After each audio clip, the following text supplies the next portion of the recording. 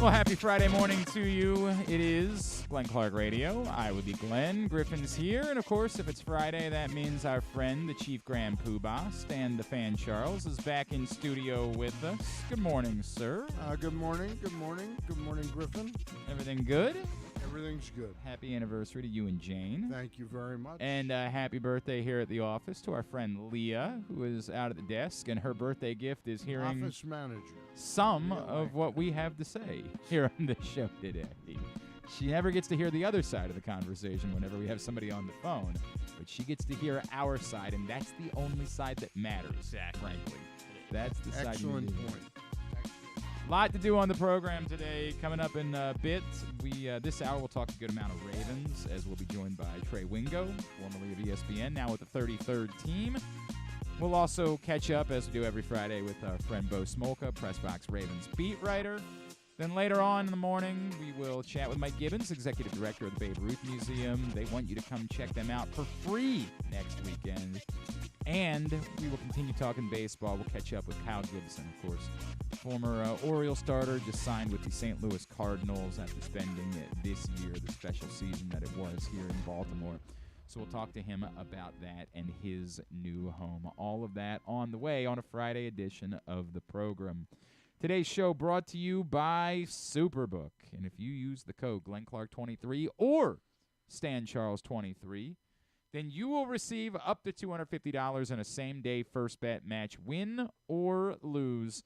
Again, Superbook.com. Download the Superbook app. Use the code GlennClark23. Stan, I start here. Yes, sir. Baseball's winter meetings next week out in Las Vegas. Yep. No, Nashville. Nashville. Yeah, there was something else going on in Vegas this week. What was it? There was like the A's. The A's are moving there. Well, the A's. No, there was a baseball thing because like foul territory. It was a players' union event or something like that in Vegas. So a lot of the baseball people were out in Vegas this week. Yes, Nashville, which is one of our favorite locations. Ahead of that, John Heyman of the New York Post wrote sort of a bit of a primer this week and says, was talking about the possibility of the Orioles trading for Dylan Cease. Mm-hmm. Says Baltimore, stacked with promising kids, matches up nicely with the White Sox, which makes sense since the Southsiders are the most valuable rotation piece to trade. The Orioles tried for Cease at the deadline, but there's more time now to figure things out. So before I get to the next sentence of what John Heyman said, I'll begin with that sentence. Do you believe the Orioles should be in the market, that Dylan Cease should be the answer for the Orioles? Do you believe they will be willing to pay the price that it would cost in order to get Dylan Cease? I think he's a unique situation in that he's a top-tier talent, although he had a down season in 2023. Yes, he did. But he's got 2 years of control left, which is vitally important for a team like the Orioles, who seems hell-bent on not spending, the big dollars to lock people Expected up. to be about $8 to $9 million in arbitration this year, and then that number would probably be 10 to 11, 12, something like that. If he has a big year. So I think the Orioles are really in that market. I think they're perhaps in the Corbin Burns market a little bit. Now, that's, of course, only 1 year of control. That's only with 1 Corbin year Burns. of control, so there would be less of the need to part with many, many pieces. But I think there's a possibility they're in the market. Not to interrupt your flow of where you were going, but late last night, and I also heard that they felt that the White Sox were strategizing that they doubted they would deal him before the baseball winter meetings. They want some more of the free agents to come off the board free and agents to get off the market, and figuring that the Orioles aren't one of the teams that they could still match up with the Orioles post winter meetings. But last night I happened to read something, and I think it was John Heyman. About the closers? We'll get there. Okay. We'll get there. Right. We'll get there. Let me finish this thought, then we'll move to that. Sure show, my man. Well, I want to go there. You move kind of past a little bit. Are you at all fearful of the season that Dylan Cease had, knowing the cost of what it would take to get Dylan Cease in a trade? Well, I trust. Look, did I sit and watch video of all of his starts or know exactly what's going on? That's been a train wreck in Chicago No question. for 3 years since they fired Rich Renteria and brought in Tony La Russa. To me, it's been a train wreck, and it finally hit the caboose, which was Dylan Cease last year. I would not be that concerned that somehow you're getting a failed project here or somebody who's going backwards. I still think an awful lot of Dylan Cease. Again, for those that don't know, a year ago he pitched to a 4.58 ERA and he pitched to a 1.41 WHIP, 79 walks, 214 strikeouts still, right? Like still threw a lot of strikeouts despite the fact that he was getting hit a year ago. So that's out there. And I think we're all inclined to want. I have always believed that if there was a pitching upgrade coming, it was coming via trade. A starting pitching upgrade coming, it was coming via trade. I would agree with that. Now, we move to the other side, as you were alluding to, of what it is that John Heyman shared last night at the New York Post. Let me just throw in one other thing. Yes. Trade for Burns or Cease possible. I still think the Marlins are a possibility, although I hear that Braxton Garrett and Jesus Luzardo are probably off the market, that Taylor Rogers and Cabrera, I think it's Edwin Cabrera, are perhaps available. Everett, that's exactly what it is. Thank you, Everett. Sorry. Yeah. Yes, Everett Cabrera. Yeah. The other part of what it is that John Heyman said last night was, quote, the Orioles also seek a back-end reliever and have contacted Maryland product, I believe Old Mill alum. I believe that is correct. And ex-Oriole farmhand Josh Hader, plus Craig Kimbrell, Aroldis Chapman, and Jordan Hicks. Hader may be a bit pricey for the O's, though. You think? Here's my issue with this sentence, right, is it's all over the place. Josh Hader, of course, being the highest end of the reliever market, Aroldis Chapman being of no help whatsoever. I have zero interest in him being in our clubhouse. Even as a clubhouse attendant, I have no interest in him being there. And he's not even good at baseball. And even beside all the terrible things about Aroldis Chapman, he's not even good at baseball any longer. He's awful. It's almost a wacky bit that the Rangers were able to win, despite the fact that they had to carry him around on their roster last year. The moment that you thought the Rangers were in trouble was the moment that they put Aroldis Chapman into a baseball game. Maybe he could be like a sixth-inning guy still or something. What did you see that made you comfortable? That's not what they're shopping for. Yeah. Like, they're talking about back-end reliever. Again, the sentence says back-end reliever, and he names Josh Hader, pretty good, who, again, certainly qualifies as a back-end reliever, but then throws in Aroldis Chapman, who is absolutely not part of the conversation when it comes to back-end relievers in 2023. So that's called in old detective movies a red herring, where they make you think it's this character. Right, yeah. It's a red herring. It's never that guy. I think the last sentence, Hader may be a bit pricey for the O's, though, is one of the understatements of the century. Well, it's interesting. We've now had, about a month ago, we had John Smoltz on, and Smoltz was talking as if Tyler Wells, in his estimation, is a starting pitcher. And not to give away anything prescient, but Kyle Gibson thinks that he's a starting pitcher as well.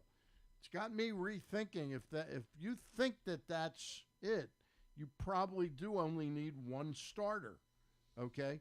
So consequently, if you got to Cease, I just don't think the Hader thing, if John really wants to imagine big, and everybody I talk to says they've got the money to do what they want, I'm sort of protective of keeping the payroll down because it can get really crazy.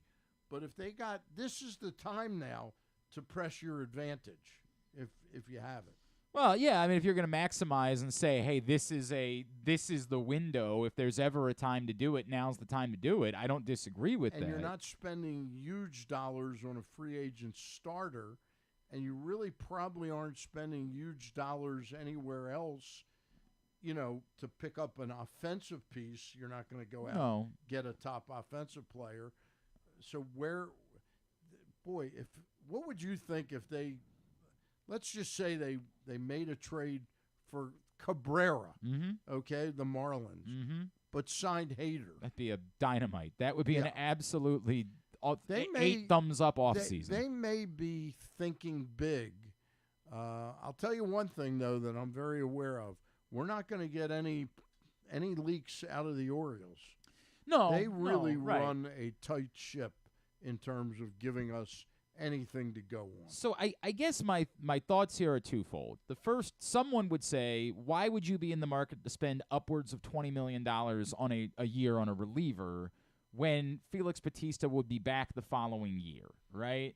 And my answer, and I said this before Felix Bautista got hurt, you'll remember I was clamoring that Josh Hader was the guy to try to trade for, because as we keep talking about in the playoffs now, you need multiple closers. You need multiple guys that you can turn leverage. to in You need leverage arms, Correct. not leverage arm. Correct. So before Felix Bautista got hurt, I said I was enamored, overwhelmed with the idea of Hader. And yes, we were still talking at the time about the possibility of them trading one of the starters as well.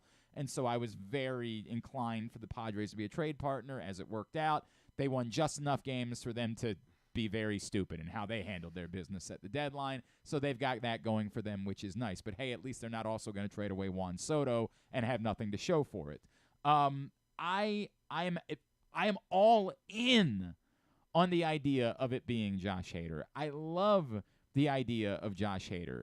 Is it difficult to spend that much money on a relief arm when you've never spent that much money on much of anything? Like, the list of guys that you've spent $20 million on is one?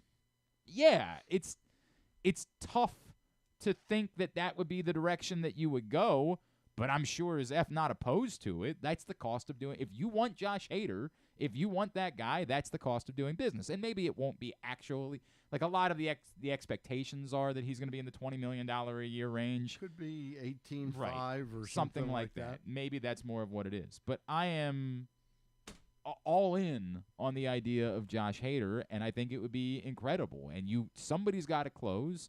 I get that we're all inclined to say, well, it could be DL Hall, it could be Tyler Wells. You think that you have internal options, but if the option is Josh Hader, I love that option. Like, that's a damn good option for Are that you to be interested? Both you and I have made it clear we have zero interest in Aroldis Chapman. Jesus. Are you Hicks interested in Kimbrel? I mean, as the last gasp. I mean, I think he'd get you 20 saves. He'd blow up 7 times, 6 or 7 times. I would, and I think to that point, if Craig Kimbrel is what they did in the offseason, I would not be signing him as my plan at closer. I would be signing him to be one of the leverage arms building toward that. But that would be because if I'm doing that, it's because I'm committed to DL Hall or Tyler Wells as being the closer. I'm not. Craig Kimbrel to me is not the answer as a closer per se. I'll tell you, and again, I didn't see him in a closer's role, and that's always something you have to be aware of. What was the guy's name that Pat Gillick? No, it was Frank Wren signed. Mike Timlin, yeah. Timlin, he hadn't really had a great deal of closing experience. He ended up being a good closer, but not for the Orioles that year that they got him. Right. Is this guy Robert Stevenson with the Tampa Bay Rays, who's a free agent. I'd be very interested in him. I'm trying to pull up Robert Stevenson's numbers real quick, and just because I didn't think about Robert Stevenson a lot last year. He's very interesting. He's a former number 1 pick. Okay. First round pick by, I think, Cincinnati. Yes, correct. Okay. And a lot of first round guys flame out. No, but maybe it's the thing where they moved him at some point. They moved him from a starting pitcher to a bullpen arm, and then you can just sort of not think. You can just be. 77 strikeouts, 16 walks last year over the course innings. of 52 and a third innings.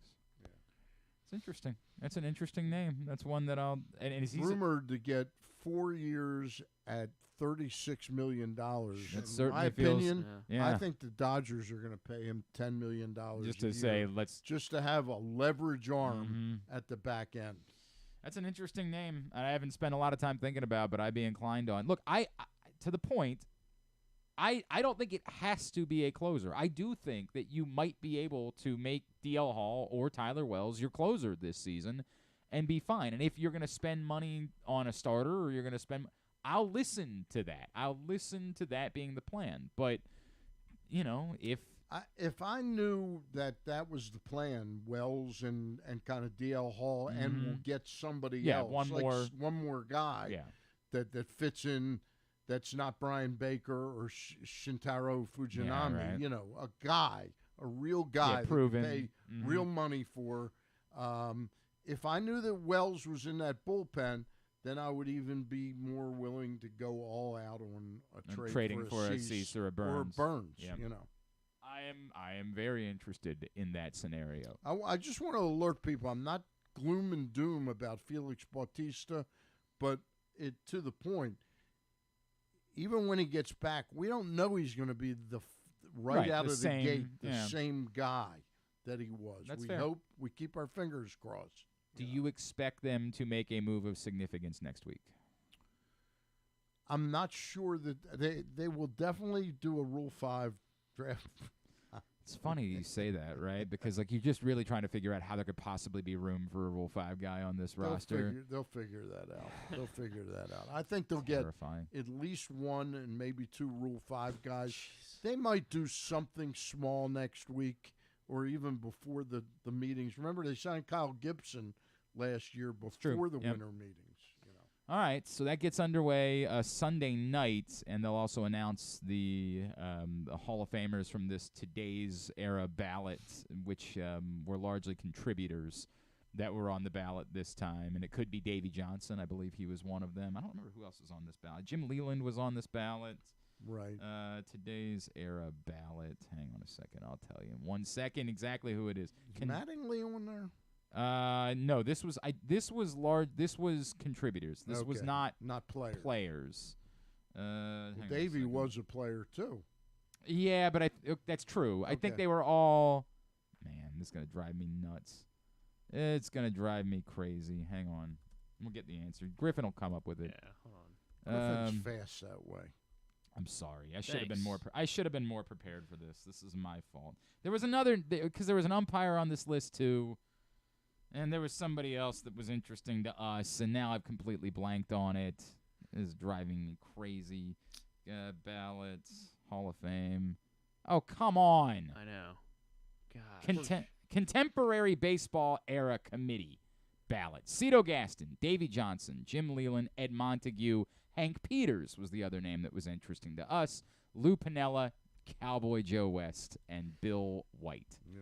Are the nominees that will be voted upon this weekend and will be announced on Sunday night. And remember when you and I talked, to me, Lou Piniella is the most obvious of that group. I'll tell you who. When you look at his career, and I got to be honest, I'm not sure if he's passed away. Bill White. Yeah. Bill White was a great baseball player. Great baseball player. 8-time All-Star. Broadcaster for the New York Yankees. And then sort of broke the color line and play-by-play guys. And then he was league president. Yep. So he would make a lot of sense. He would make a lot of sense. But you could argue each one of these people. Except Cito Gaston. Cito sucks. Cito sucks. He better not get into the Hall of Fame. Although he also won 2 World Series. There's absolutely an argument for here Cito he's a Gaston. great guy too. I refuse. I refuse to believe it's the. Why that? It's the most infuriating. Why put Musina Just put him in the game. All right, sorry. We're totally over it 30 years later. Totally not thinking about it still. 3 decades later that Cito Gaston wouldn't put Mike Mussina in the All-Star game. 30 years. 30 years later. 30 years later. All right. The hottest night in the history of It was hot as hell. It was hot as hell that night, no doubt about it. We are on a Friday edition of the program. Today's show is also brought to you by the Stan the Fan Variety Hour. And Stan, you were busy last night. You had a great show. Had a chance to talk to a young guy I've known now for about 6 or 7 years. He's from Baltimore, did the snowball stand at Ed Smith Stadium in Sarasota, was hit by a woman. He was riding his bicycle, and he was hit by her. She was texting in driving her car. Had to give up his business. Ended up spending an amazing amount of time around Twin Lakes Park, Twin Lakes Field, and getting to know the Orioles minor league system at a time like 4 years ago where it was starting to build up. Yeah. He knows it like nobody's business. I always give Steve Molesky credit for really knowing the Oriole minor league system. This guy not only knows what the players can do on the field, he gets to know them. He's going to be joining me quite a bit starting in January. But we talked to him last night specifically about Kobe Perez and the international lineup that they have, which is becoming, in addition to Sammy Basallo, becoming really some pretty impressive players down there. So if you missed Stan and Eric Garfield talking about the Orioles international prospects, find that right now, facebook.com/PressBoxSports or youtube.com/PressBoxOnline. Let's get into some Ravens conversation this morning. Our next guest, one of our favorites. You see him at the 33rd team. He and Chase Daniel doing their podcast together, and he does all sorts of other content for them. He is Mr. Trey Wingo, and he is back with us now here on GCR. Trey, it's Glenn Clark. Stan Charles is in studio with me this morning. Great to chat with you as always, my friend. Thanks for taking the time for us. No worries, guys. How are you? Great to be with you again. It's great to chat with you.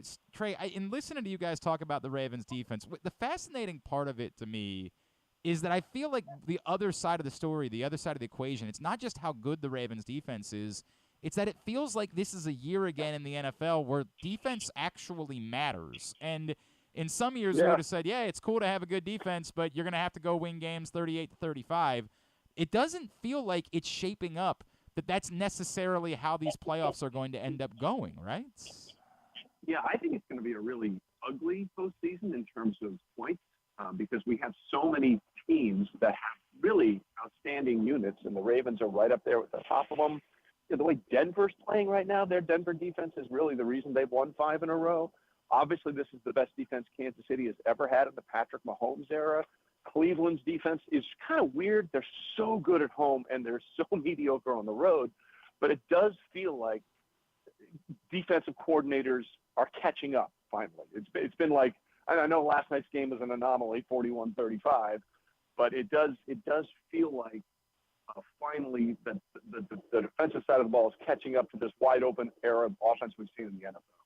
I mean, it's fascinating to me because I think that we would say that this Ravens team, it's the defense is leading the way and running the ball is leading the way. But I think what makes them seem so dangerous is you feel like they could do a little bit of everything, right? Like that has traveled. That has gone everywhere they've gone against every opponent they've played this year. The defense has been up to the task except for the second half against Cleveland. But, like, I don't think this is a case where you bring up Cleveland. We're petrified if you're in Cleveland that you're not going to be able to score any points. The Ravens seem to be dangerous because you also think they're capable of doing what they did against Seattle, doing what they did against Detroit, and going and scoring the points necessary on top of having a good defense. Yeah. The Browns thing is interesting because I do think they're going to be much better with Joe Flacco. And if the Jets had just decided to do this, they might be in postseason. The Jets defense is historically good, but they, to me, it was almost criminal what they did with the quarterback position. If you go look at Zach Wilson's numbers this year, they're almost identical to his first 2 years. So what made you think that just because he was going to breathe the same quarterback oxygen in the room as Aaron Rodgers, that he was magically going to be better? And you had to prepare for that if you're the Jets with a guy who's going to be 40 years old this month. You had to say, okay, we need to make sure we have a better backup plan. And that's an institutional failure on their part. Hey, Trey, long time no talk to. Stan Charles, Stan the Fan. Hey, Stan. How you Absolutely, been? brother. Good. Hey, Good. Want to talk to you about a team that Glenn and I were discussing off the air here. The Ravens have the bye this week then host the Rams, then go to Jacksonville. Jacksonville started the season 1-2. They've gone 7-1 since then. They're 5-0 on the road, which means they can win on the road. Where do you think? How good is this Jacksonville club? Well, I think they're really peaking at the right time, and you're seeing what a difference an actual head coach makes in Doug Peterson as opposed to a phony college coach in Urban Meyer. I mean, that guy was whatever. Like, if he could, tell us how you really feel. Tell us how you really feel. It was a joke. I mean, Urban Meyer was a joke. I mean, everything that he ever did at the Jacksonville Jaguars, from start to finish, every decision he made was a joke. I mean, like, at any level of football, have you ever heard a coach say, "Hey guys, great job, tough loss. You guys go. I'm going to stay." Yeah. Has a coach ever not traveled back with a team, junior, varsity, high school, college, whatever you want to call it, arena league? That doesn't happen. But anyway, I think Jacksonville is really good. I love the pickup of the things that they've done this offseason, and that no one talks about it, but Josh Allen is unbelievable for defensive end. He's playing at a very high level. And honestly, I think that's the biggest problem for the Ravens is that if you look at their schedule, as to say, compared to the Chiefs, it is a much more difficult schedule in terms of trying to secure that number one seed. And, if, let's say Miami, Jacksonville, Baltimore, and Kansas City all finish with the same record, right? Well, Jacksonville and Miami were beaten by Kansas City. Baltimore and Kansas City won't play. But right now, Kansas City only has one conference loss. It was to Denver. Their other two losses are to NFC teams, and that's a huge thing in the tiebreaker. So it's imperative for Baltimore to try and find a way to get one game better than Kansas City down the stretch of the season. Trey Wingo is with us from the 33rd team here on GCR. Trey, with that in mind, is it still Kansas City to you that's the favorite to win the AFC and go to the Super Bowl? They're very uneven this year, guys. And Baltimore as a whole is a more solid team. But I'm not counting that guy out. I mean, like, the only way I can describe it, how good I think Patrick Mahomes is that he's on pace for his best completion percentage of his career in a year in which his wide receivers lead the league in drops with 27. Like, I don't know how else to put it. Yeah, it's remarkable. It's remarkable. And it's insane. And again, it's the best defense they've ever had. I would put them in the driver's seat based on their schedule as well. The Athletic recently did a poll of like 13, I think it was like 500 players. I can't remember how many players. They said, who's the best player in the NFL? Patrick Mahomes received 45% of the vote. Second place was 13%, and that player was called Other. The only other player that came was Aaron Donald. Sure. He was in third with like 8.9%. So I'm not going to count that guy out until he's dead and buried. And that's why I think, it'll probably, especially with the schedule, I think it leans Kansas City as being the one seed. Trey, I've said that a couple times this year to people. Like, that guy's breathing, so I'm going to say they're the team to beat until he's not breathing, right? Like, that's just the way it's going to. Or somebody goes and it's kind of like boxing where you got to beat the man who beat the man who beat the man. You can't be the favorite when that guy is still alive. I say that, though. The what you just brought up, to me, sounds like it's a strong argument for why Patrick Mahomes should be MVP again this year. And, that's become this sort of almost contentious thing where everybody's pointing out that, like, hey, none of the quarterbacks are really, like, running away with this or all that impressive, and should we talk about other positions? The thing that you just said makes it sound like you're saying, no, that there's still a pretty obvious choice for who should be the MVP of the NFL. Well, look, I don't think he's going to win it this year. It's like he could. It's like when Michael Jordan played in the NBA, right? He probably should have won it every year, but if he's slightly down one year, Charles Barkley has a chance, or Karl Malone has a chance. So, look, there's no doubt to me who the best player in the game is. But, look, this year you could make an argument. Dak Prescott, my God, the run he's been on since the San Francisco game has been ridiculous. Tyreek Hill is going to shatter Megatron's single-season receiving yards record. He has to be in consideration. This might be a year, finally, where it's not just the quarterback on the best team with the winning record wins the MVP. I mean, if Cleveland or Pittsburgh is in the playoffs, I don't know how we don't talk about Myles Garrett and T.J. Watt. Like, they're not doing that without those guys. No, you're 100%. Get Miles out there with one shoulder right now. Yeah. And it's so funny. I don't know if you guys saw the promo in the middle of the Cowboys-Seahawks game last night for next week's Thursday night game, the Patriots against the Steelers. It was T.J. Watt and Bill Belichick was the appointed Patriot representative, which I thought was pretty indicative of how far the Patriots have fallen, and people in Baltimore have to love that. Watching the Patriots this year, do you think this is the end of the road in New England for Bill Belichick? Yes. And do you think he coaches somewhere else? Well, that's up to him. I know that Bill has been very adamant about wanting to take down Don Shula's record ever since Don made some disparaging comments before he passed away about Spygate, and that really motivated him. But the Patriot way, turns out it was the Brady way, guys. Right. And I'm not saying Bill isn't a great coach. Don't get me wrong, but I'm sure you guys can pull him to every single metric, every single number. With Brady, without Brady, it is a different guy and a different dude. And they're going to miss the playoffs for the third time in 4 years since Tom Brady left, and they have no skill position players that anybody wants. So do Belichick and Jim Harbaugh compete for being Justin Herbert's coach? Well, it's interesting. Yeah, I mean, if Bill goes somewhere, Bill's going to want a quarterback. He knows that, and he's not going to people like, Carolina should go get Bill Belichick. Well, why would Bill Belichick want to go to Carolina? We don't know if Bryce Young is the guy. Every single thing we've seen so far seems to indicate that they should have taken C.J. Stroud. Yeah. They don't have draft capital to build around Bryce Young because they gave up all that much to get him. So if you're Bill Belichick, Justin Herbert looks a lot better than Bryce Young. I mean, about 1 billion times better than Bryce Young looks. I don't think it's close. Trey, I'll tie this back together because we started talking about defensive coordinators and obviously the Ravens defense. I think the one, as exciting as it's been to see what the Ravens defense has done, the flip side is every Ravens fan says, oh, God, Mike McDonald's probably going to be gone. He's probably going to go get a head coaching job. And he's young, and he's been brilliant in this capacity.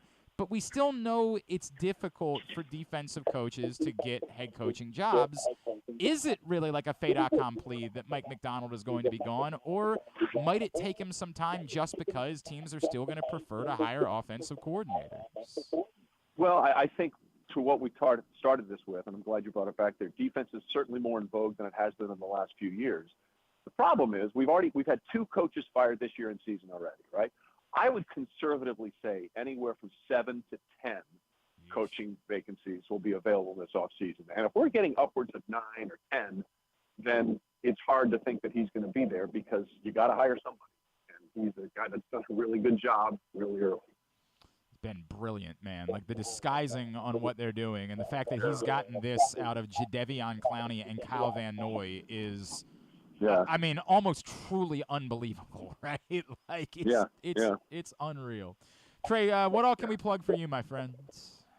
Oh, thank you, man. Yeah, like you said, do some stuff in the 3013, the podcast, Chasing It with Chase Daniel. I work with something called the Stunt app. It's basically Twitter without all the garbage. It's just sports takes and sports conversations. Download the Stunt app, the App Store, Google Play.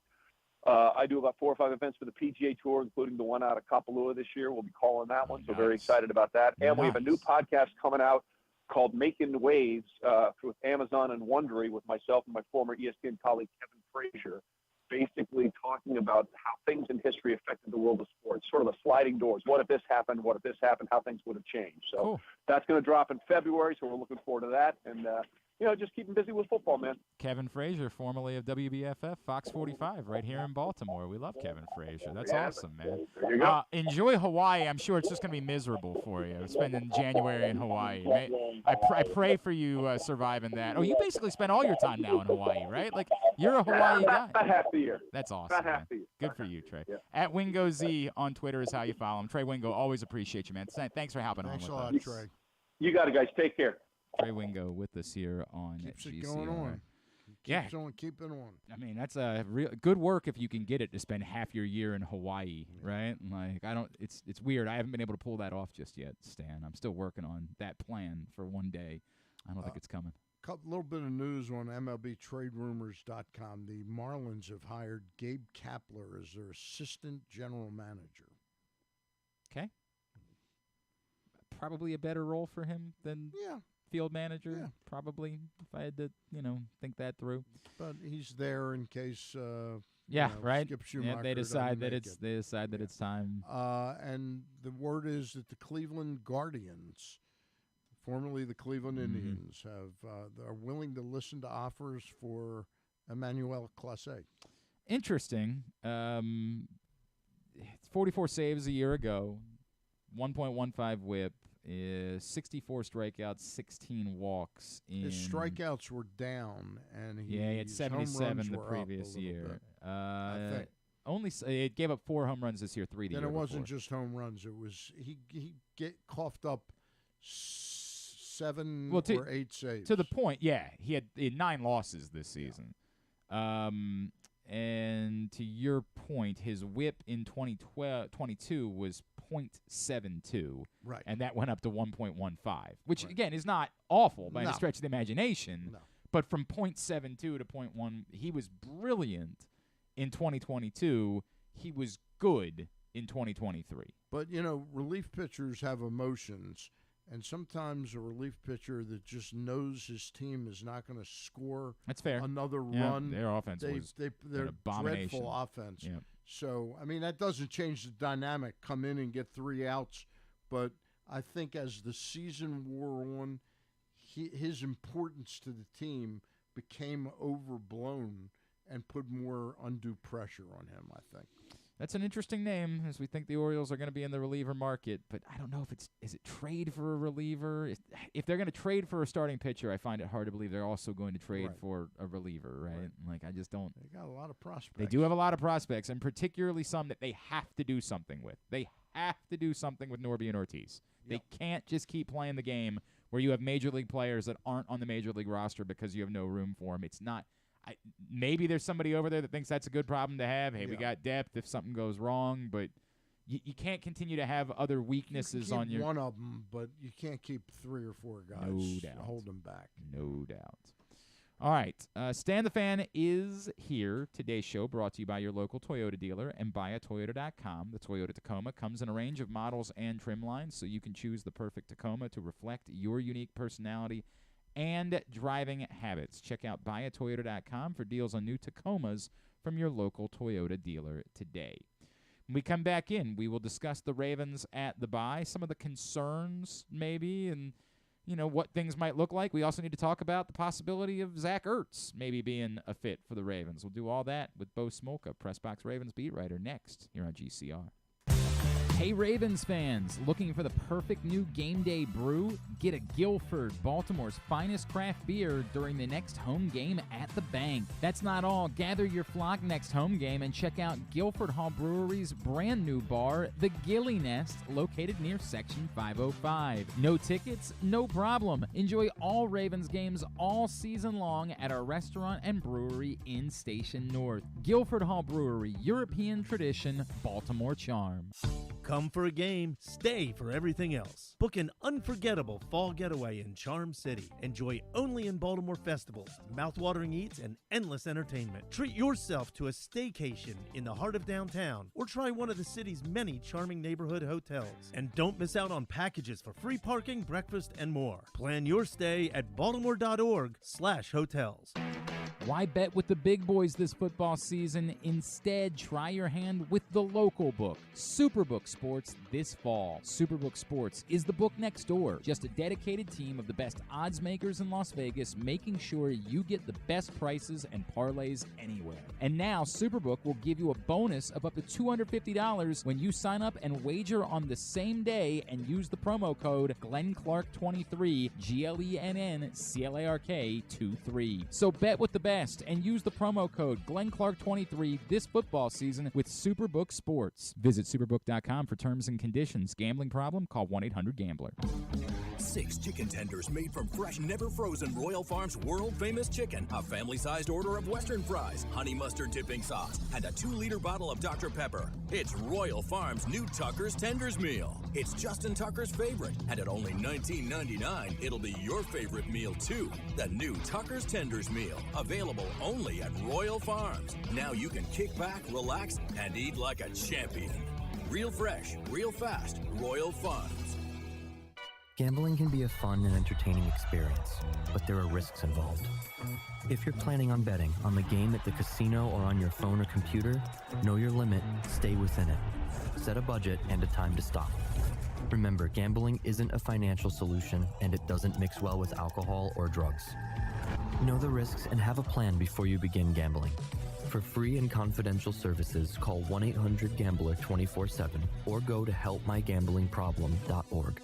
What's up, everyone? It's Tyus Bowser, and I've had so much fun hanging out with Rita and putting up with Glenn the last couple years that I've decided to do it again. Season 3 of the Tyus Bowser Show is happening this year, as we'll be all over town, giving you the chance to get to know me and some of my teammates. As we talk football, life in general, and just say what needs to be said. You can find out more about the show by going to PressBoxOnline.com/Bowser. If you don't live in the area, you can watch the shows live on Facebook and YouTube. And if you miss one, you can listen Friday nights at 105.7 The Fan. So we'll see you all season long for the Tyus Bowser Show, a partnership of PressBox and Great Ace Memorabilia. What company has the expertise to make your home healthier by purifying your air and killing all viruses, allergens, and bacteria? A.J. Michaels, Heating and Air Conditioning in Baltimore and Annapolis, ajmichaels.com.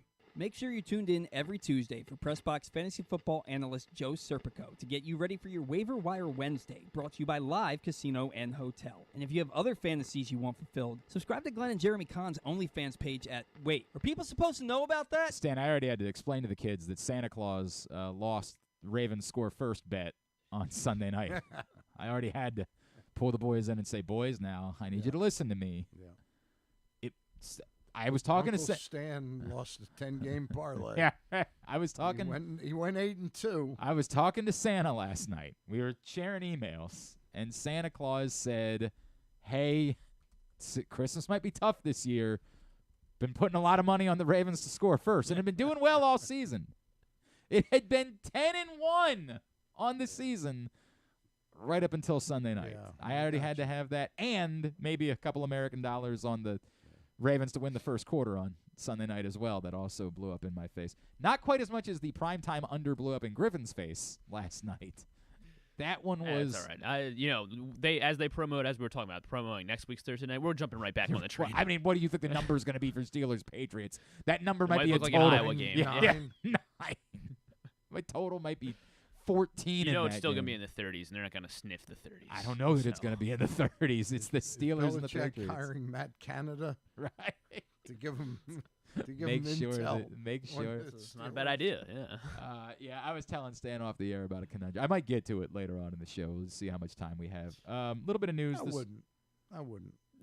No, you don't think it's worthy of discussion? No. Wow, it's a harsh moment. Sandra Day O'Connor has passed away today. The first female ever to be on the Supreme Court.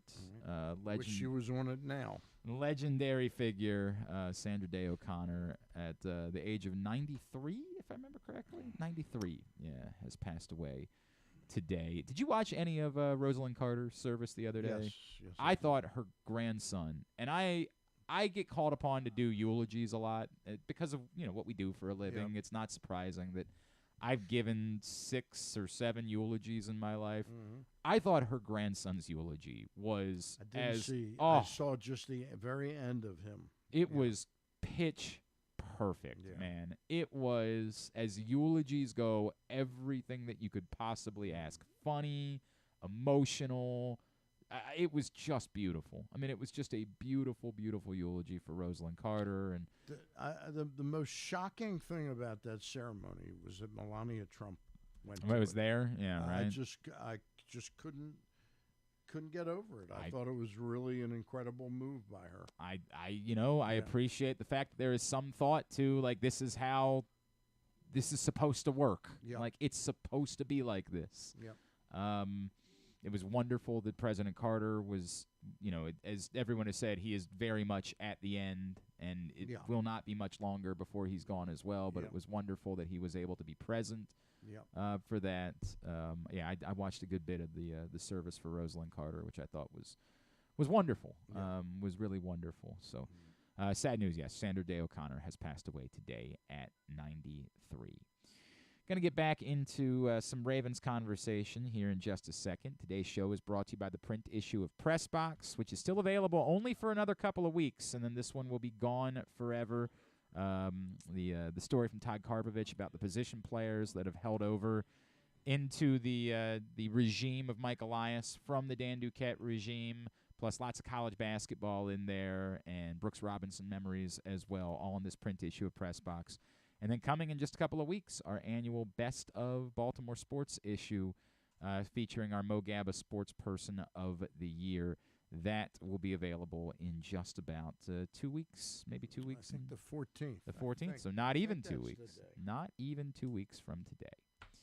Joining us now, as he does every Friday, normally getting ready for a game. No game to be played this week, but we still want to catch up with our PressBox Ravens beat writer and Stan, a finalist for Sports Writer of the Year in the state of Maryland. We love that. Our guy gets my vote. I don't know where do I go? Do I go show up at the little church where I go to vote for president? Do I go do that? He's Bo Smolka. He's back with us on GCR. Bo, good morning, sir. Congratulations. That's awesome, man. Oh, thanks. I appreciate that. It's very Can cool. we stuff the ballot in any Yeah, way, how do we rig this for I don't you? know. I don't know. I can't say. So, no, I don't know how my name ended up there, honestly. But I appreciate whoever made the recognition or made the nomination and thought it was. Who are you competing with? Yeah, Maybe we can make something Oh, happen. Right. Oh well, I mean, there's a lot of good people in that list. Hang on a second. I'm going to pull up the list when I can find it because we'll just make Jonas. Oh, Jonas Jonas stinks. Jonas is Schaefer. awful. I know He's Jonas, terrible. Jameson. They've got Rock time. They've Botko, got Steve so much Molesky. time. They've got plenty of time in their careers. Oh, I'm going to left. make up salacious things about them. I'm going to make up truly terrible yeah. things about these people. Make sure that it can't be anybody that our guy. Well, that's awesome, Bo. We're very happy for you. Congratulations Very, on the very cool. nomination. Bo, I'll start with the news yesterday, the Cardinals releasing Zach Ertz, and logically, the first thought from everybody here is, well, that would make some sense, and we don't know that he would even last on waivers to get to the Ravens. A lot of people have made the connection that it would make sense for him to go back to Philly, but the Ravens would be ahead of them in waiver priority. The thought that I had was I wouldn't bring in Zach Ertz to take over as the number one tight end. Like, to me, Isaiah Likely's got to be that guy moving forward. But for the purpose of depth and knowing that injuries can still happen and knowing that the prorated number at this point is not that big, I wouldn't be opposed to the Ravens, considering Zach Ertz. Where are you with that? Yeah, I agree with that. Honestly, when it first happened, I thought, this feels like the most Ravens thing ever, right? Mark Andrews gets hurt, and then this guy is the guy that's going to be available suddenly. But you're right. I mean, number one, it's a waiver process, and they'd be low on the list of waiver priorities. But again, I mean, the question being who would be in the mix for him? Yeah, is likely going to be the number one tight end now. It is manageable economically. So I'm kind of right where you are with that. I would think DeCosta's got to give it some consideration because they miss Mark Andrews, period. But again, I mean, asking a guy to come in and immediately become the number one in December in an offense that he hasn't been in is asking something as well. What you saw offensively from the Ravens against the Chargers, which, it'd be unfair. I saw people describing it as inept, and I'm like, they're averaging over 5 yards per play. They're moving the ball. They're just sort of getting bogged down when they cross the 50-yard line. Did you think, and the third down stuff in particular, did you think that was a story of them adjusting to life without Mark Andrews and the difficulty, particularly on those money downs, of not having your best offensive weapon on the field? Well, I thought it was strange that, I mean, we wondered right when the game started, how are they going to replace Andrews? How are they going to replace Andrews? Isaiah Likely got targeted 6 times in the first half, but then not at all in the second half. So that was a little odd to me. All the receivers seemed to go away in the second half. I think Jackson was 6 for 14 for 80 yards or something in the second half. The passing game just didn't get there at all. I do think third down will be an issue without Mark Andrews. I mean, that's his guy. And it has been, they've been that way for 6 years now. And the bigger thing, and I mentioned this, I've mentioned it to you and I wrote about it. They have this kind of telepathy with Andrews and Jackson. And when the play breaks down, when Jackson gets in trouble and things aren't going right and he's in a moment of panic and has to make something happen, Andrews just is always there. It's just they kind of know what each other's going to do, and it's hard to explain, it's hard to quantify, but it's there. And that's what I think they're going to miss. And it doesn't show up in any playbook or anything, but it's just that kind of spontaneous, impromptu need to do it on a moment's notice that they just had this connection. And Lamar Jackson has called it street ball in the past, the way those two play together sometimes. And I think they're going to miss that. But the third down, like those quick slants to Beckham and Bateman, they look good in the first half. I thought, well, that's what they'll do. They'll just do that. But for some reason, like I said, likely showed in the first half what he can do. He targeted him 6 times, but then he was not a factor in the second half at all. So they're still, I'm sure they're spending this bye week trying to continue to work on how they replace Andrews. It's no small task. But I thought they got bogged down at times, yes. But I do think their third down situation is where they're going to miss Andrews the most. Bo, I've got to ask you, if you've noticed over the last couple of years, it started with the pandemic. I rarely will come out to a Harbaugh press conference. It's a level of frustration I have with how he chooses to answer questions.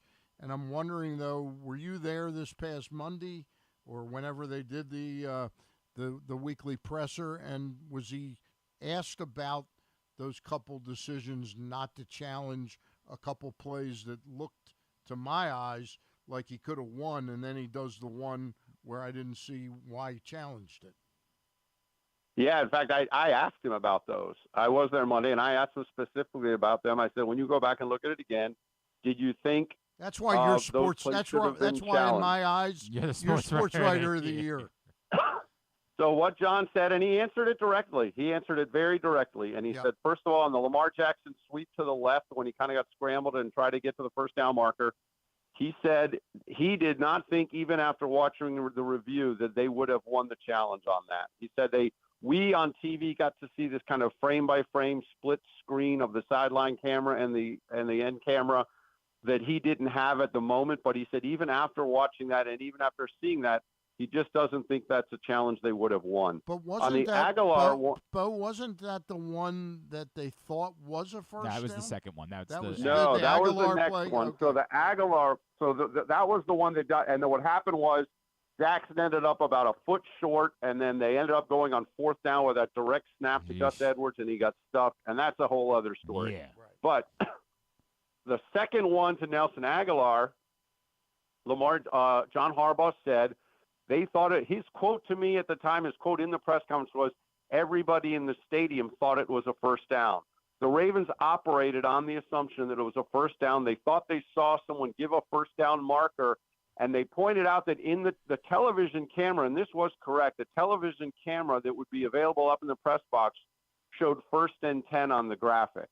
Now, the first down marker never changed. On the field, it was 3rd down marker, and you could clearly see that. But they thought, I think in the moment, they thought it was first down. And, in fact, Todd Monken told us, and John Harbaugh said as well, they called the play, that little bubble screen that nearly got intercepted, they called that play thinking it was 1st and 10.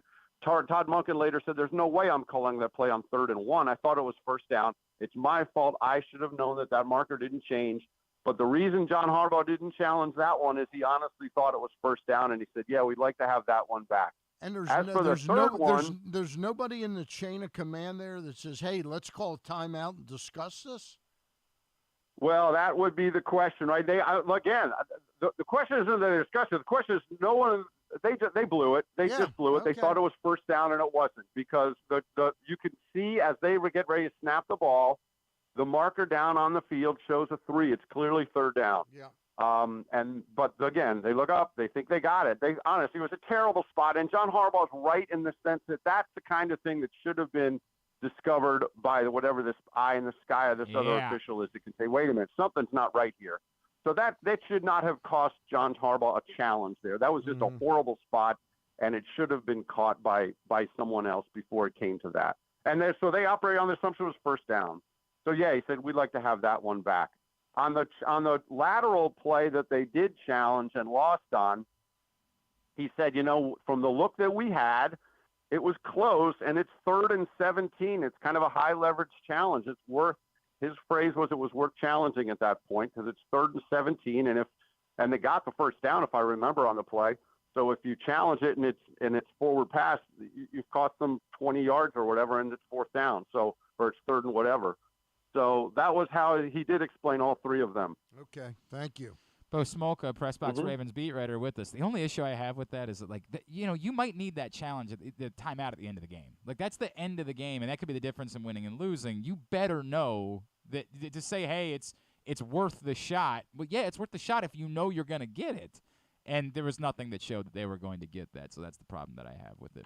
But the other issue, that was his argument too on the Lamar Jackson. He says we don't want to blow our challenge there the first on half. a play that honestly I don't think we're going to win it. We're going to lose that challenge, and then we lose that challenge. And so by the that way, was the only defense I'll give John there, because I disagree. I think there was enough evidence they would have gotten it, Bo. But like there is a bigger problem and we saw this in the Ohio State-Michigan game on Saturday, where that was pretty clearly, as it turns out, an interception in the end zone. But the bias towards the call on the field from officials is it's almost becoming burdensome to getting these things right, and has screwed up the replay process. Like the thing that we keep saying over and over again, it's got to be clear and overwhelming evidence. Well, like, how about we just make sure that we get the call right? And John might have a point that because the bias to the call that's made on the field is so significant, it's possible that even though we saw what we saw, and it is pretty clear to us that Lamar Jackson got there, that the officials might just be inclined to say, hey, the call that was made on the field is the one that's going to stand because it's close enough to allow us to do that. It's a good point. I mean, it is true. The call on the field bias is huge, and and that's why it has to be clear and convincing evidence to overturn. But it is, and that's why it's so important what the original call is on whatever the call is. It's always so important what the original call is. And I think bias is a good word for it. It's a strong sway toward the call on the field. Bo, the other thing from Sunday night that I think was concerning, and it's sort of similar to what we saw, and I get it, Khalil Mack, Myles Garrett, they are otherworldly edge rushers. But the Ravens are obviously having issues at the tackle position, and it's on both sides. It's both. Look, Kevin Zeitler, Tyler Linderbaum, they're playing really well. They've had great seasons. Ronnie Stanley has not played like Ronnie Stanley, and Morgan Moses, frankly, hasn't, to me, played like Morgan Moses this year. Do you think that's just Ronnie Stanley dealing with the injuries that he's dealt with, maybe guys just needing to get to a bye week? What do you make of the issues that we've seen that have kind of continued this year when the Ravens have played higher-end edge rushers? No, I think they're both first of all, I think they're both physically not healthy. I mean, Morgan Moses has been dealing with shoulder injury most of the year, and he is getting up in years, but I know he's been dealing with shoulder injury. To me, Ronnie Stanley was the more concerning one because he just didn't look right at all. Yeah.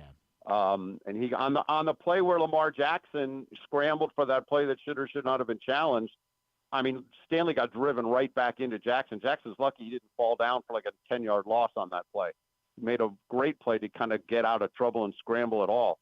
But Stanley got overwhelmed on that play. He just got pushed backwards right into him. The leg strength, the knee strength just doesn't look to be there right now, and I don't know that it's going to get there in 12 days off. So the question is, are they better off with him at whatever strength he is for now? Or is this who he is at this point in his career? Is this who he is after all these injuries? The ankle, the knee, is this just who he is? And that's a bigger question they have to ask toward going forward this year, next year, the following year, with his contract being what it is. But are they better off with a healthy Patrick McCary playing there now and Stanley not? I think those are questions they have to ask themselves because Ronnie Stanley just couldn't hold up against him. And I mean, every team coming up, there's a lot of good edge rushers they're going to deal with. So that's something that I'm sure they're spending a lot of time this week and next really evaluating that. Yeah, not like you have to face both Nick Bosa and Chase Young in the same game coming up here in a couple of weeks. Not like that's still on the docket for the Ravens. And then, Bo, for me, how are you thinking about talking about Justin Tucker at this point? Like, is it an utter nothing to you? Like, this is just the greatest anomaly of all time? Or are you filing it away in the back of your brain? Like, we do need to sort of continue to monitor this. Like, maybe there's starting to be a turn, not to say that he stinks or that he's going to miss more 44-yard kicks, but just that it's not the Justin Tucker level that we've all gotten to know and appreciate over the years. I'm not at the level of concern yet. He missed a 44-yard field goal. I think it happens. It almost never happens with him. I'll say that. It almost never happens with him. And he has missed, 4 or 5 outside of 50 yards this year. Now, one I think was 60. A couple were blocked. Yeah. And that could be on the protection. It could be on the kick. It could be both. So I know people are alarmed when he misses, and that's a credit to him. He missed. What is wrong with him? What do you mean he's not perfect? And so I am not at the point now where I'm alarmed. I think maybe he's going to trot out there for a 49-yarder in late December. Maybe people aren't as convinced he'll make it. I think the guy deserves the benefit of the doubt, and the Ravens certainly are going to keep going with him. And I do still think he's a weapon that no other team has. And it's interesting because I dug some numbers in because Young Koo from Atlanta is now the most accurate kicker in NFL history. He kind of took over from Justin Tucker after Justin Tucker missed. Okay, so I just dug in and say, well, it turns out Koo has never made a field goal beyond 54 yards. And since he came into the league, he has tried 2 from outside 54 yards. He missed from like 56, and I think he had a 63-yarder block. So since 2017, when he came into the league, he has tried 2 from outside 54 yards, and Tucker's tried 24 and hit 14 of them. So he's still a weapon that is unlike any other in the league. And I'm not ready to say he's taken a turn toward the tail end of his career yet. I still think he's really good, and we'll see. Maybe I'll be proven wrong, but I'm still on board with him. Bo, defensive coordinator Mike McDonald, is he a hot candidate for a head coaching job? Do you think? I mean, I think he should be. I don't know that he will be. You never know how these owners think. Sometimes, whether they think he's not proven enough yet, 2 years as an NFL coordinator, he's mid-30s. But it is impossible to kind of not notice what he's done with this defense. I mean, they are really playing well at all 3 levels. I think everyone in the organization, and it's probably spreading nationally, see him as kind of I don't know if a wunderkind is too much, but as a really brilliant young mind in the game. He's kind of quiet and unassuming, but he's obviously incredibly smart and incredibly attentive to detail and what he wants his team to do. So there's so much to like about him as a coach. If I'm an owner, I would certainly have him on my list to look at. Every time this coaching cycle comes along, it seems we often hear of the same names and the same kind of, some of them are retreads, but that may be changing a little bit. But he is certainly going to put his name into the conversation. And I know there's some people here saying, well, the Ravens should do something to sweeten the pot for him and kind of let him know he's the coach in waiting whenever Harbaugh leaves or whatever. I don't know if there'll be anything like that, but his name is going to percolate. There's no doubt. Look, man, he's been unbelievable. I mean, he's just been unbelievable. The disguising in particular has been nuts. At B Smolka on Twitter, as always, is how you can follow him. And, of course, PressBoxOnline.com is where you see his stuff. Bo, enjoy your bye weekend, sir. We will talk to you again next Friday, all right? All right, thank you. Take care. It's Bo Smolka, finalist for Sports Writer of the Year in the state of Maryland. So hopefully we'll have our fingers crossed for him that he'll bring home that honor. That is very cool, and he is very deserving. All right. Yes, sir. We will be talking with Mike Gibbons, the Babe Ruth Museum, when we come back in. Today's show brought to you by the Tyus Bowser program. If you have not heard, we are not doing a Tyus Bowser show next Tuesday. We just made the decision that coming off a bye week, it didn't make sense. There'd be no game to talk about. There'd be no, what are we going to do? So we pushed it back a week, and we're going to get together on December 12th, and I think we're going to be able to announce that here very quickly, where that show is going to be. Tyus Bowser Show is a partnership of PressBox and Grade 8's Memorabilia. It's brought to you by HelpMyGamblingProblem.org, AJ Michaels, and Superbook Sports. Find out more, PressBoxOnline.com/Bowser. It is a Friday edition of Glenn Clark Radio.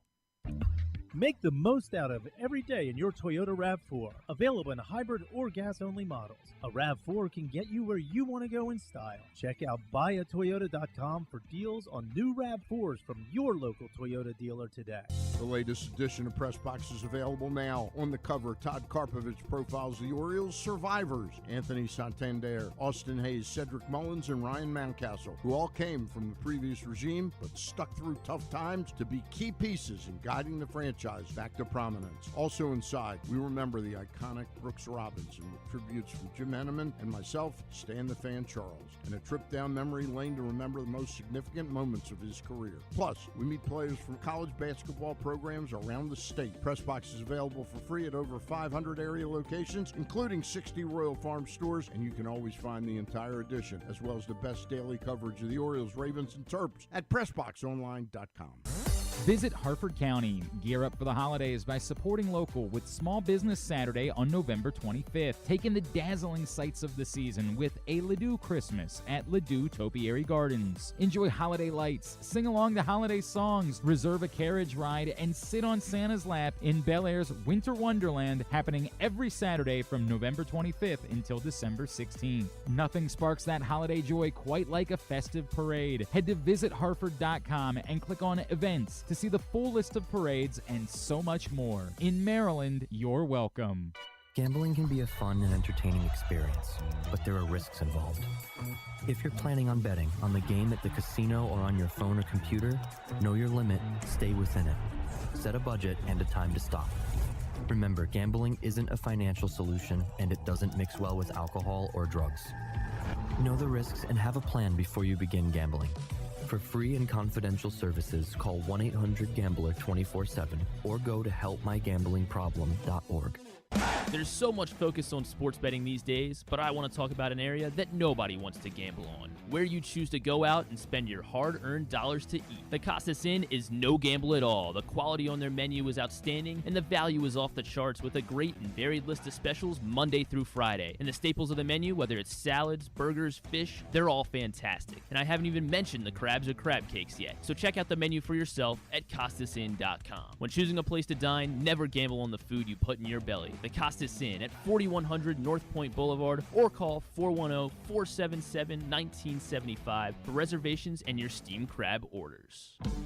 6 chicken tenders made from fresh, never frozen Royal Farms world-famous chicken, a family-sized order of Western fries, honey mustard dipping sauce, and a 2-liter bottle of Dr. Pepper. It's Royal Farms' new Tucker's Tenders Meal. It's Justin Tucker's favorite, and at only $19.99, it'll be your favorite meal, too. The new Tucker's Tenders Meal, available only at Royal Farms. Now you can kick back, relax, and eat like a champion.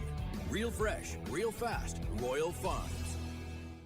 Come for a game, stay for everything else. Book an unforgettable fall getaway in Charm City. Enjoy only in Baltimore festivals, mouthwatering eats, and endless entertainment. Treat yourself to a staycation in the heart of downtown, or try one of the city's many charming neighborhood hotels. And don't miss out on packages for free parking, breakfast, and more. Plan your stay at baltimore.org/hotels. Don't forget about Project Game Day after every Ravens game this season. It's kind of like this show, except Rita's also there, so I actually think it's pretty good. But hey, you're already here now, so why don't you go ahead and keep listening to GCR. And just a reminder that the Bat Around is continuing in a new form moving forward. Paul and Ryan Blake talking baseball every Saturday morning at 10 a.m.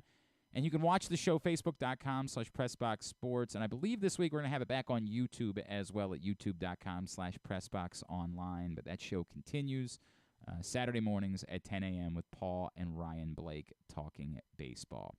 Stan the Fan Charles in studio with us on a Friday edition of GCR. You got any plans for the weekend, Stan? You got I got big plans. Yeah? You going to go rip it up? You going up? Okay, I don't know if I told the story on air. I bumped into Johnny Holiday. Yeah. I was down helping out my friend A.J. Francis with his annual food drive at the football game. And this was the Michigan game the morning after the basketball team had gotten their brains beat in by Villanova. Right. And so I saw Johnny, and we were chatting for a while. I'm like, wow, you know, it's early in the morning. It was like 10 a.m. after he had just driven back from Philadelphia. He said, Glenn, it's actually crazier. I was in Atlantic City on Thursday night. I said, what? What kind of wild life is he living? Said, My wife and I went to see Sebastian Maniscalco Oh, boy. in Atlantic City on Thursday night. Johnny lives in Kensington. Drove back to Kensington. Then drove up to Philadelphia. Back to Kensington. And then he was there in College Park for a sec. Johnny Holiday's 86 years old. Yeah, I know. He's 86. Yeah. I'm hoping I can make it home. Right? That's my weekend. Right. I'm hoping I can make it And I didn't know home. how to say that because you never, when you're talking, I don't ever want to be like, Johnny, how? Like, how in the world is that how you're living? Like, how is that possible? But I thought that was pretty cool. Yeah, Sebastian Maniscalco. Yeah. Maniscalco has a TV Bookie, show. yeah. Bookie. Doesn't look very. It doesn't look good to me. It at all. doesn't look I've good seen at a all. lot of Charlie Sheen's involved. It does not. Charlie It's gonna be a no for me, dog. Gonna be a no for me.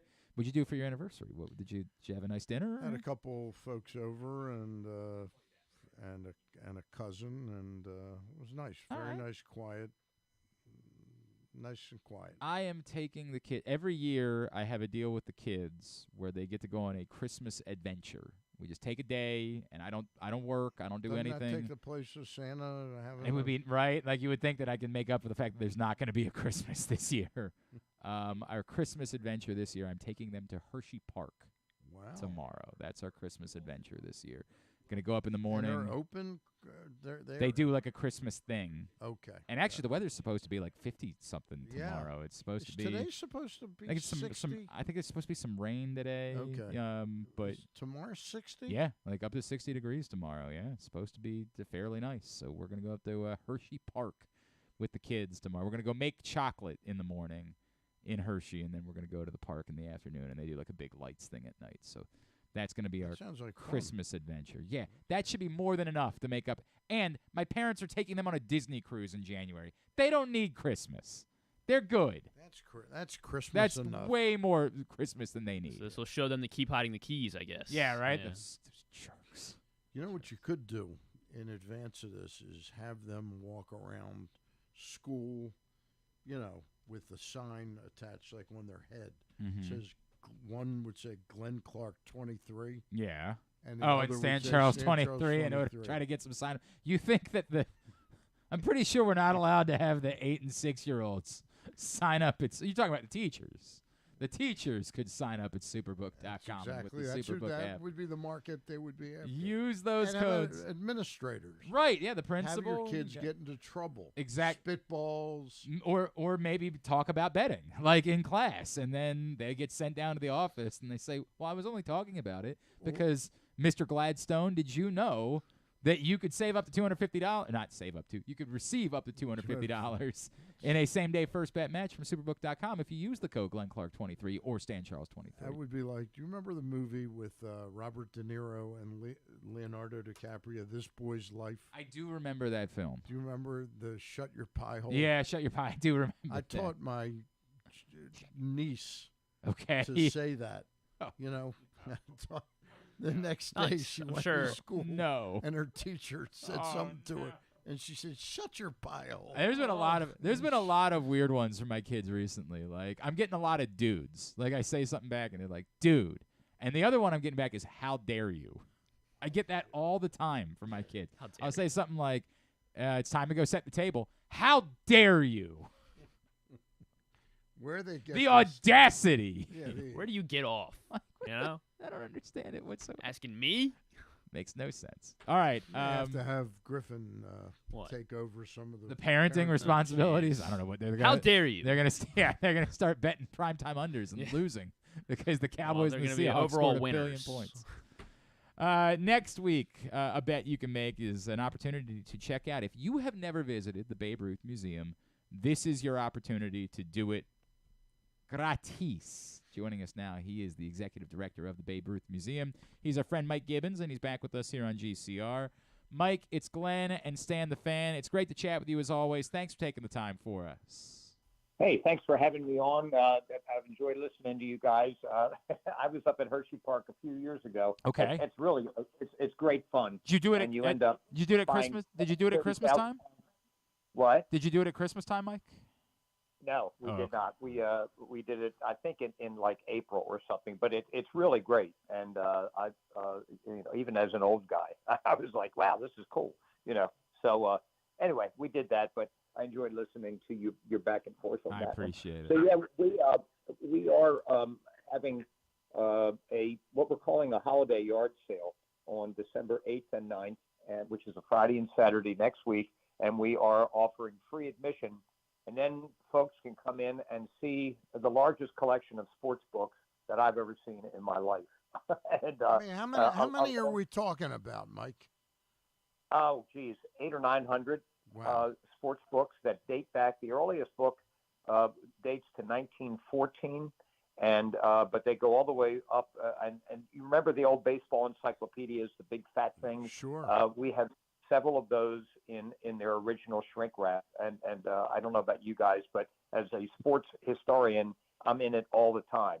So, but novels, a lot of books about local sports celebrities, books written by John Stedman or Chuck Thompson or John Miller, and about Earl Weaver and the Orioles and the Colts and the Ravens and the Terps and Jimmy Fox and Al Kaline and anything and everything to do with Maryland baseball, and of course Babe Ruth. There are a lot of books on Babe Ruth that are available. So I just think that if people are into sports, you can come down and find some books to give to your sports friends, and the books are priced at like $1 or $2, or you can buy 5 books for $7, or it depends on the book.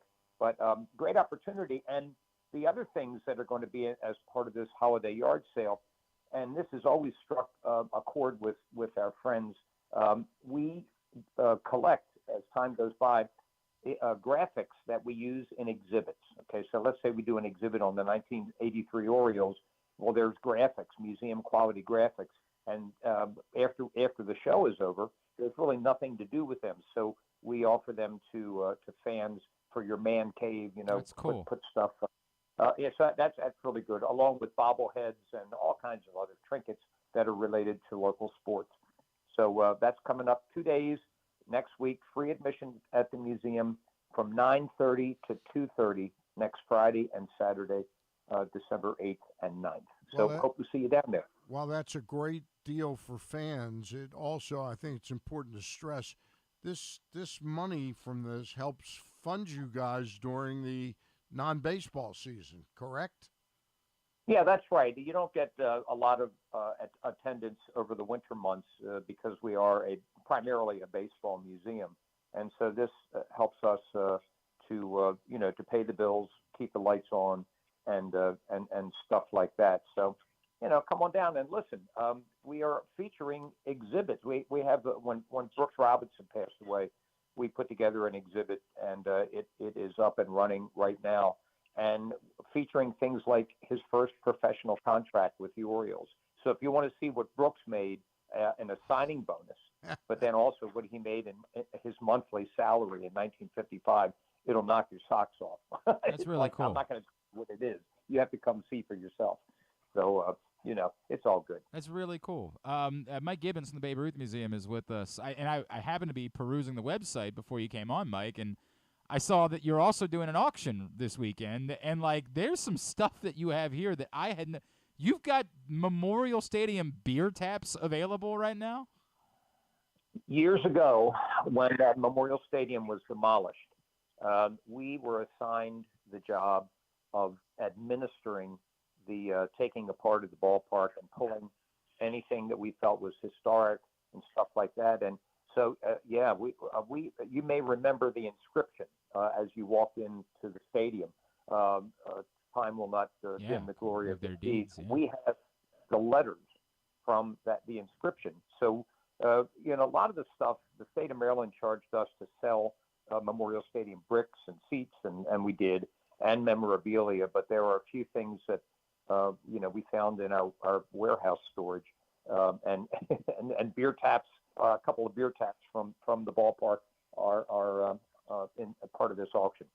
Man, that's cool. I'm looking at this auction is so cool. You still have pieces of the goalposts from Memorial Stadium and an actual on-deck circle, like the actual on-deck circle from Camden Yards one season. This is a really cool auction. And when is that auction taking place?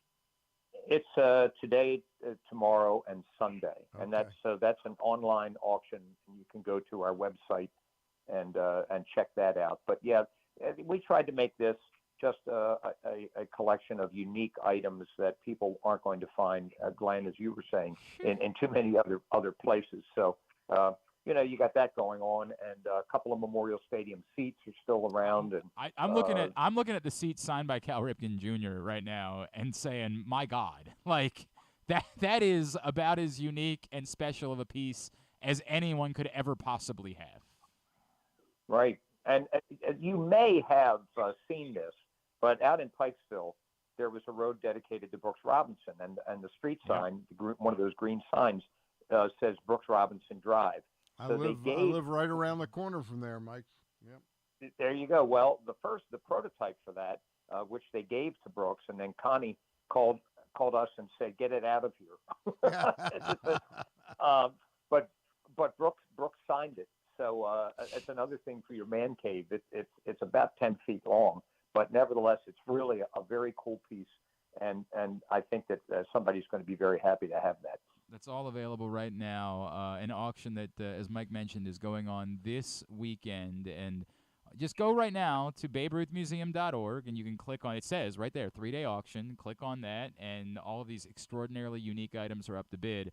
And then go over, Mike, one more time, the details for next weekend, the days, the hours that everybody can come down to check out the yard sale and check out the museum. And let me just throw in one question. The books that you have, the 900 or so books that you have, how did you accumulate those over the years? Donations by sports fans? Yep, but that's a great question, Stanley. John Stedman was a dear friend. John Stedman had a huge collection of books, and he donated or gave those to us as part of his estate. And also the Orioles PR director, Bob Brown, an extensive book collection. The same with Baltimore baseball historian and Baltimore Sun editorial writer Jim Brady. Those collections came in, but they're so immense, and we really do not have the capacity to house them, to store them. We are not a library, so we did not accession them into our collection. They were donated, and they have just been, sitting with us for quite some time, along with your average fan. People donate things, and in many cases, like we're trying to get every Baltimore Colts game program for their entire existence, and we're getting closer. So Jim Brady and John Stedman had a lot of those Colt programs. Now they're going into the collection because that's part of our mission. So anyway, but the books, they're Grantland Rice. There's just all kinds of Tom Boswell. Great stuff. Some of the books are signed. And anyway, Glenn, to your point, next Friday and Saturday, December 8th and 9th, from 9:30 in the morning until 2:30 in the afternoon, free admission. Come down and shop for the holidays and get all your sports fans something. I found 4 copies of a Stedman book that my parents gave me when I was like 11 years old. And it was the first book, or a book about the foundation of the Baltimore Colts. How did they get here? And it takes us up through 1957. So I'm giving those copies to my Baltimore Colt fans. That's cool. And those opportunities will be there. Parking should not be an issue. There's plenty of street parking around. The University of Maryland parking garage is right across Pratt Street from us. So come on down, see the museum, and help us get ready for the holidays. BabeRuthMuseum.org is the website to find out more. Mike Gibbons, always appreciate you. Thanks for coming on, Mike. All right, guys. Take care of yourselves. It's Mike Gibbons with us here on GCR. Ahead of that, boy, this auction is so cool. Like, I want all of it. If you're maybe trying to do some Christmas shopping for your favorite internet radio show host, that would be great gifts for your kids. Yeah, nope, they're not getting anything. We're going to Hershey Park and they're going on a cruise. There's no gifts. There's no gifts. Not gonna happen. Couldn't go to Goodwill. No, They got every. What else could they ask for in life? Like a blanket or something. God, like they get everything they want. I swear to God. When you turn the heat down. I'm gonna have to. Every night since he's had his tonsils taken out, I've woken up to this 6-year-old being in bed with us. I'm like, what the hell is going? Like for the first couple weeks, we were okay with it. We're like, all right, you're recovering. Then we're like, okay, now it's time to go back to your bed. Like you're sleeping in your bed now. And every night, I wake up at some point, like 3 in the morning. I look over. I'm like, and what am I gonna do? I got a great way to end that. Yeah. You beat him to bed at night, and you're in his bed. That's a hell of an idea. The problem is he requested that one night when we first told him he had to go back to sleeping in his bed. Right. He said, "Okay, well you're gonna sleep in my bed, right?" And I was like, "No, dude." My wife was like, "God, it's we're trying to get him readjusted." Like, I'm like, God damn it! Every night, what more could they ask for in life? They have all the streaming apps. They have everything. They don't need anything. They're They need spoiled. nothing. Santa Claus can just skip right over our house, save your money, spend it on Rolling Stones tickets for Dad. That's the way that I see things. I need to, speaking of gifts, I need to take a minute and say, if you did not hear from us yesterday, Griffin and I did go through and we pulled all of the winners for our raffle. For what we did to benefit the Helping Up mission. If you did not hear from us, I am sorry to tell you it's because you were not among the winners. But I did have one person at the end who wasn't sure they were going to be able to use their passes, so we might have to revisit that list and go back. But we did the drawing for the raffle winners yesterday. I swear to God, we recorded all of it so that if any of you think that it's not on the up and up, we have proof. But anyway, thank you all for everything that you did. We with the raffle raised $2,500 in addition to what we had already raised. We are very close to $3,000 to be able to spend on toiletries and underwear for the folks at Helping Up Mission who need it. Was this the thing that was tied to that in-season tournament? Yes, it was. How did I do there? So funny that you asked, I had Stan. Oklahoma City and Atlanta. Yeah, so interesting that you asked that question because Griffin and I yesterday went over and looked at who the 8 teams were that were left in the tournament, and Griffin has a team left. Go Pelicans. In the tournament. Let's go. You unfortunately do not. The Hawks and Thunder did not make sorry, the Stan. quarterfinals. I'm so sorry. You do not have a team in. I would blame Glenn. Griffin still has You have to let me know earlier next year. Why? So I get in earlier and my Oh, get the better team? Yeah. It was a random draw. I got in first, and I got the 2 worst teams. And somehow New Orleans is in it. Yep, New Orleans is in the quarterfinals, so Griffin still has a team alive. interesting Andrew how that- Stecca still has a team alive. That's very interesting. Yeah. How friends of the show. Yeah, weird. Well, I think I'm most not everybody, really- I'm the most grand everybody poobah. involved here is a friend of the show, Stan. I don't know how else you think people are getting in. By the way, our big winner of the autographed helmet, the grand prize winner in the raffle, Chris Matsakis, he's also still alive. He has the Suns, who ran up the score the other night to make sure that they got into the quarterfinals of this dopey in-season tournament. So I'm sorry to tell you, unfortunately, your team's no longer in it. All right. We will be doing charity bowl pick'em contest. However, that's the next way that you can help us out with Helping Up Mission. $20 buy-in. Half of the pot will go to the winner. The other half of the pot goes to Helping Up Mission.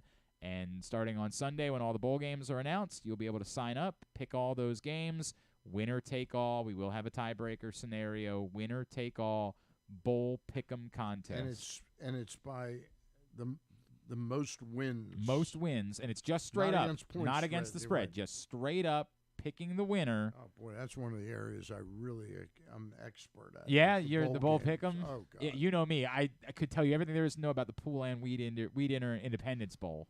I don't think that one exists Where's anymore. Maryland gonna go?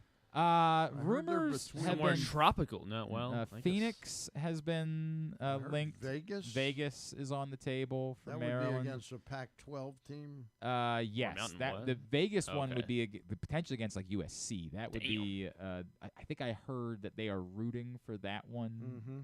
It's also before Christmas, and they like that too for people traveling. Uh-huh. The other one, the Phoenix one, is the day after Christmas, and they're worried that they wouldn't have any fans that would make that trip the day after Christmas. If they go to Vegas, is there any chance as a Christmas present you would take the wife and kids? No, they've gotten everything they need, Stan. There are no more presents. But you guys, if you want to give your favorite radio host or your 10th favorite radio host, whatever it is. Favorite radio producer. That's wow. That We're a friend of the show. Friend of the show. That Cal Ripken signed seat from Memorial Stadium. Go over to Babe Ruth Museum.org. I'm going to try and get that for you. Oh, yeah? You're going to try to finagle your way through? Like Stan will just show up and take it. I'm going to bid some serious money on that. I got a funny feeling when you say serious money. Kind of like the way the Orioles will bid for Josh Hader. Josh Hader, 100%. Oh, they offered $10 million. Yeah, that's good money. It sure is. Just came up a little bit short. It's serious money. Serious money. Speaking of the Orioles, we had to do this a little bit earlier on today because of his schedule, but Stan and I had the opportunity to catch up with someone who is an important part of this year's Orioles team. He is now, however, a St. Louis Cardinal. Kyle Gibson, right here on GCR. Well, Stan, you and I had an opportunity to catch up with our next guest about midway through the season, and what struck me was the joy that he was experiencing being a Baltimore Oriole. And with that in mind, it's sad to say he's no longer a Baltimore Oriole. He's now back, and he's the enemy. He's the enemy. Well, I don't know. We don't have to. Do the Orioles play the Cardinals this year? I got to think about that for a second. They definitely do. They do. You're right. 100% they do. He is former Oriole, now St. Louis Cardinal starting pitcher Kyle Gibson, and he is with us here on GCR. Kyle, it's Glenn and Stan in Baltimore. It's so good to catch up with you, man. Thank you for taking a couple of minutes for us this morning. Hey, good morning, guys. Thanks for having me on. I appreciate it, and thank you for the kind words.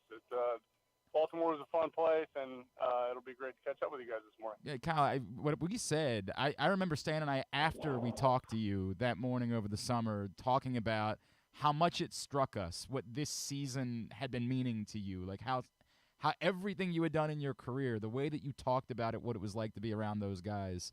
Can you describe for everyone it's one season, it's a blip on the radar for Kyle Gibson, but what it meant to you to be a part of this Orioles team?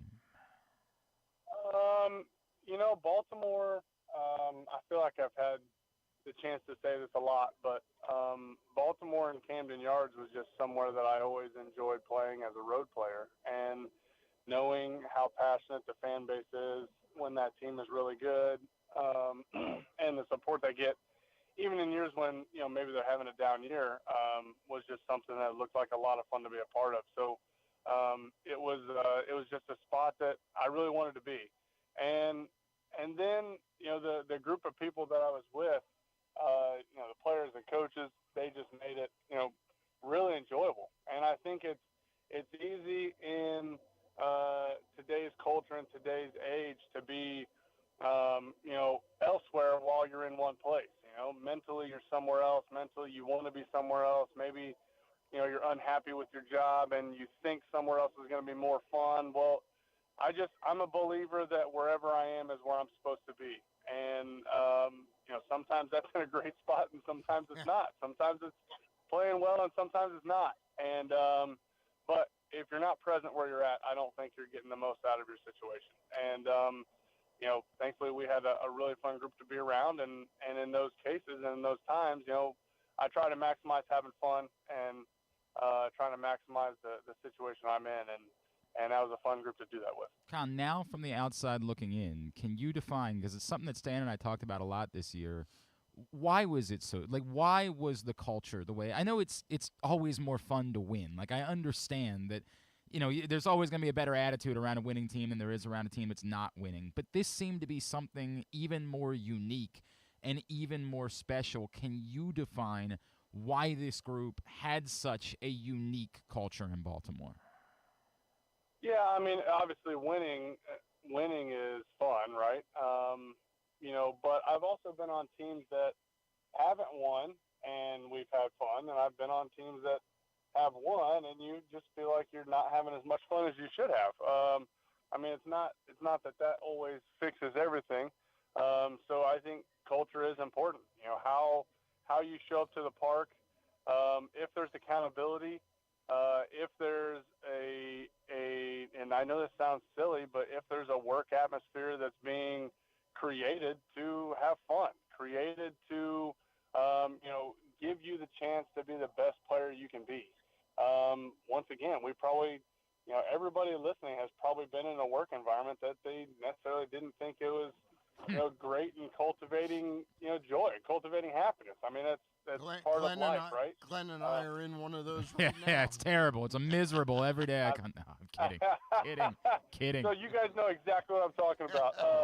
No, I mean, but then you can have an atmosphere where that when you show up and work hard, the guy next to you or the girl next to you is working hard, and you're working for the same objective, and you're going in the same direction. And not all those days are going to be great, but when you're pushing in the same direction, you got somebody next to you who's working hard and can pick you up when you need it. Kyle, I'm just curious. Was there ever any discussion with the Orioles about staying, or was it kind of made clear to you in some way, shape, or form that, hey, I got to move on and I'll do something pretty quick?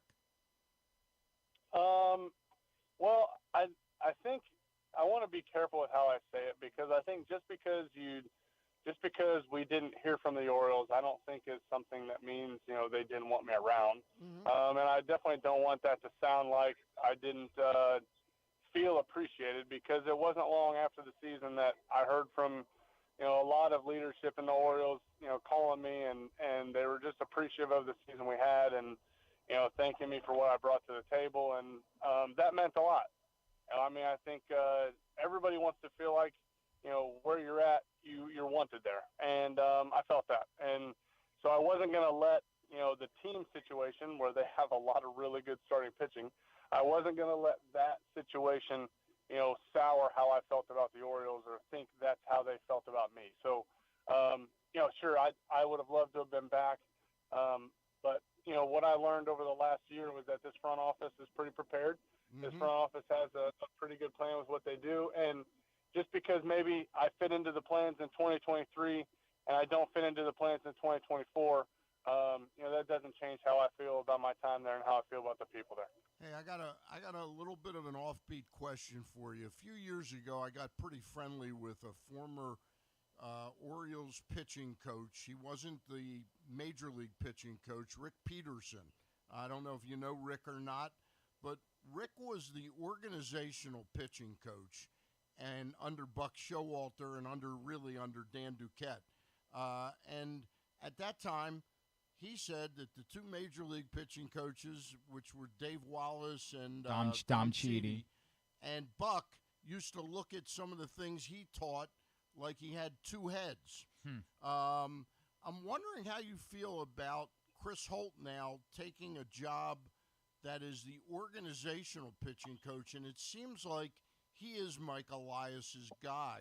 Is that the way an organization should set this up, where the organizational pitching coach really kind of oversees the entire organization? Well, I think it is important to have cohesiveness and a plan throughout the organization.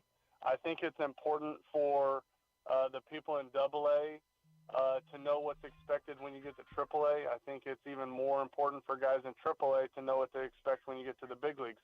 And I think the position, this is really the first time that I know much about Holt's position, so it's a little new for me. But knowing that he's there and knowing his past, I think it's going to be really helpful, because you really need guys being called up, whether they're pitchers or hitters, to be really prepared for the situation they're about ready to go in. Because I think as you see down the stretch, right, we ended up winning the division with a few games left, but 1 to 2 games can hinge winning the division or not. And you want those guys to be prepared. So I believe that if you have someone who can help, maybe bridge a gap between a big league coaching staff and a AAA coaching staff that might not know each other, might not talk a whole lot all the time, I think that can be really helpful. And if an organization has a pitching philosophy that they believe in, and that they have someone who can teach from the bottom up, and not kind of put all of that communication and put all of that cohesiveness on the big league staff only, then I think it can be a big benefit. Because it's really been interesting to me to watch who they ended up hiring. They ended up hiring a guy who's quite Drew French, who's quite familiar and actually worked under Holt and Elias in Houston. So it seems like he understands he's not the pitching coach of the organization. He is merely going to play out Chris Holt's vision, I guess I would say. It's interesting. Well, yeah, I mean, I don't know. I think, a lot of those conversations happen behind closed doors, and I think there is going to be some sort of an element of, all right, once you get in the dugout, the game is the game. And, Hyder's going to make his decisions along with that pitching coach, and they've got to be in communication with what's going on. And they're not going to have the ability to necessarily call Mike or call Holt or call whoever and say, hey, what do we need to do here? Who's available, right? I mean, all those decisions and all that stuff is going to be done, in the dugout on the fly. And the new pitching coach is going to have to develop relationships and is going to have to, figure out how each of these pitchers tick and how each of these pitchers work and how to maximize it. And a lot of that stuff happens day to day on the field, in pregame warmups and in pregame bullpens. And, sure, I mean, it sounds like Holtby's going to have his hand in some of it, but that new pitching coach is going to have to do a lot of work on the ground with getting to know those guys. He is Kyle Gibson. He is with us here on Glenn Clark Radio. Kyle, obviously there was disappointment from the way the season ended, and I know you're not part of it anymore, but when you look back and knowing what you know about these guys, a rotation with a healthy John Means, Grayson Rodriguez, and Kyle Bradish at the top is capable of doing what moving forward? I mean, I think it's it can't be mentioned without mentioning Tyler Wells and Dean Kramer too, right? Sure. I mean, those five guys all had really, really good years last year, and they developed a lot, and they've turned themselves into a rotation that has a lot of different weapons and comes at you a lot of different ways with those weapons and with the pitch mixes they have. I mean, I feel like it's probably fair to say we were underestimated probably all year, and I think as a pitching staff we ended up being pretty darn good. So they've got electric stuff. They've got stuff that stands out and plays in the strike zone, and they have the ability to use it out of the strike zone as well. And I'm a firm believer that a starting rotation brings consistency to a team. And when the offense and defense knows day in and day out what they're going to get from their starting pitcher, and when a manager knows what they're going to get from their starting pitcher consistently, the game changes. And the game becomes easier on those other 24 guys or 25 guys when they know what they're getting out of the one guy in the middle of the field. And Baltimore's got five guys, without adding anybody or without bringing up anybody. They've got five guys that they know when that guy takes the mound, they know what they're going to get, and that's really helpful. Kyle, the Orioles, and I know they had a lot of players improving all around the field, but can you, as somebody that threw to Rutsch several times last year in the probably 20 games or so, what does he mean to the pitching staff? On the field, obviously, you can't look past what he brings to the field. His ability to catch and throw, his ability to block is as good as I've seen. Obviously hitting is really, really good, but he's learning each and every start that he catches, and each and every game he plays, he's learning more and more about each pitcher he catches. And that is a big job. That is a lot to soak in. And having McCann on by his side, kind of walking him through some of this, he will, and Baltimore will see the radiating effects of James McCann for a long time. Not that Mac is better than Rutsch or Rutsch is better than Mac, but they just work really well together. And Adley is learning so much about how to handle a pitching staff. And but then off the field, he has as much of an impact as he is on the field, because his attitude and what he brings day in and day out is that consistency, is that positivity, and he's somebody that everybody in that locker room wants to be around, because of his personality. We are just another minute or two here with Kyle Gibson on GCR. Kyle, I guess we'd be remiss. You do have a new team. We've been asking you all about the Orioles. Why St. And maybe the answer is as simple as, hey, they called, they offered. Like, that's the reason why. But it's a historic organization. Is it a place? You talk about the way that you felt about Baltimore. Was it a similar feeling? Like, hey, I'd love before my career is over to go have the opportunity to play in that place and that organization. Why St. Louis? Yeah, so I grew up in Indianapolis. Really kind of bouncing around favorite teams, right? My dad was a Reds fan. I had a friend who played for the Cubs that I really looked up to, so I was a Cubs fan. I go to Missouri, and I'm surrounded by a sea of red Cardinals fans. And not that made me love the Cardinals, because it didn't. It actually kind of created a little bit of extra motivation for when I would play the Cardinals later in my career, because all of my wife's family, they are all from St. Louis, and they are all Cardinals fans. So the main question I got asked when I got drafted by the Twins was, hey, when you face Albert Pujols, how are you going to get him out? So, I mean, that was like the question I got asked all the time. So, and then as we started having kids, we ended up moving up here near my wife's family just outside of St. Louis, and we wanted our kids to be around our grandparents and their grandparents. And then it kind of naturally morphed into something, man, how cool would it be to play for St. Louis?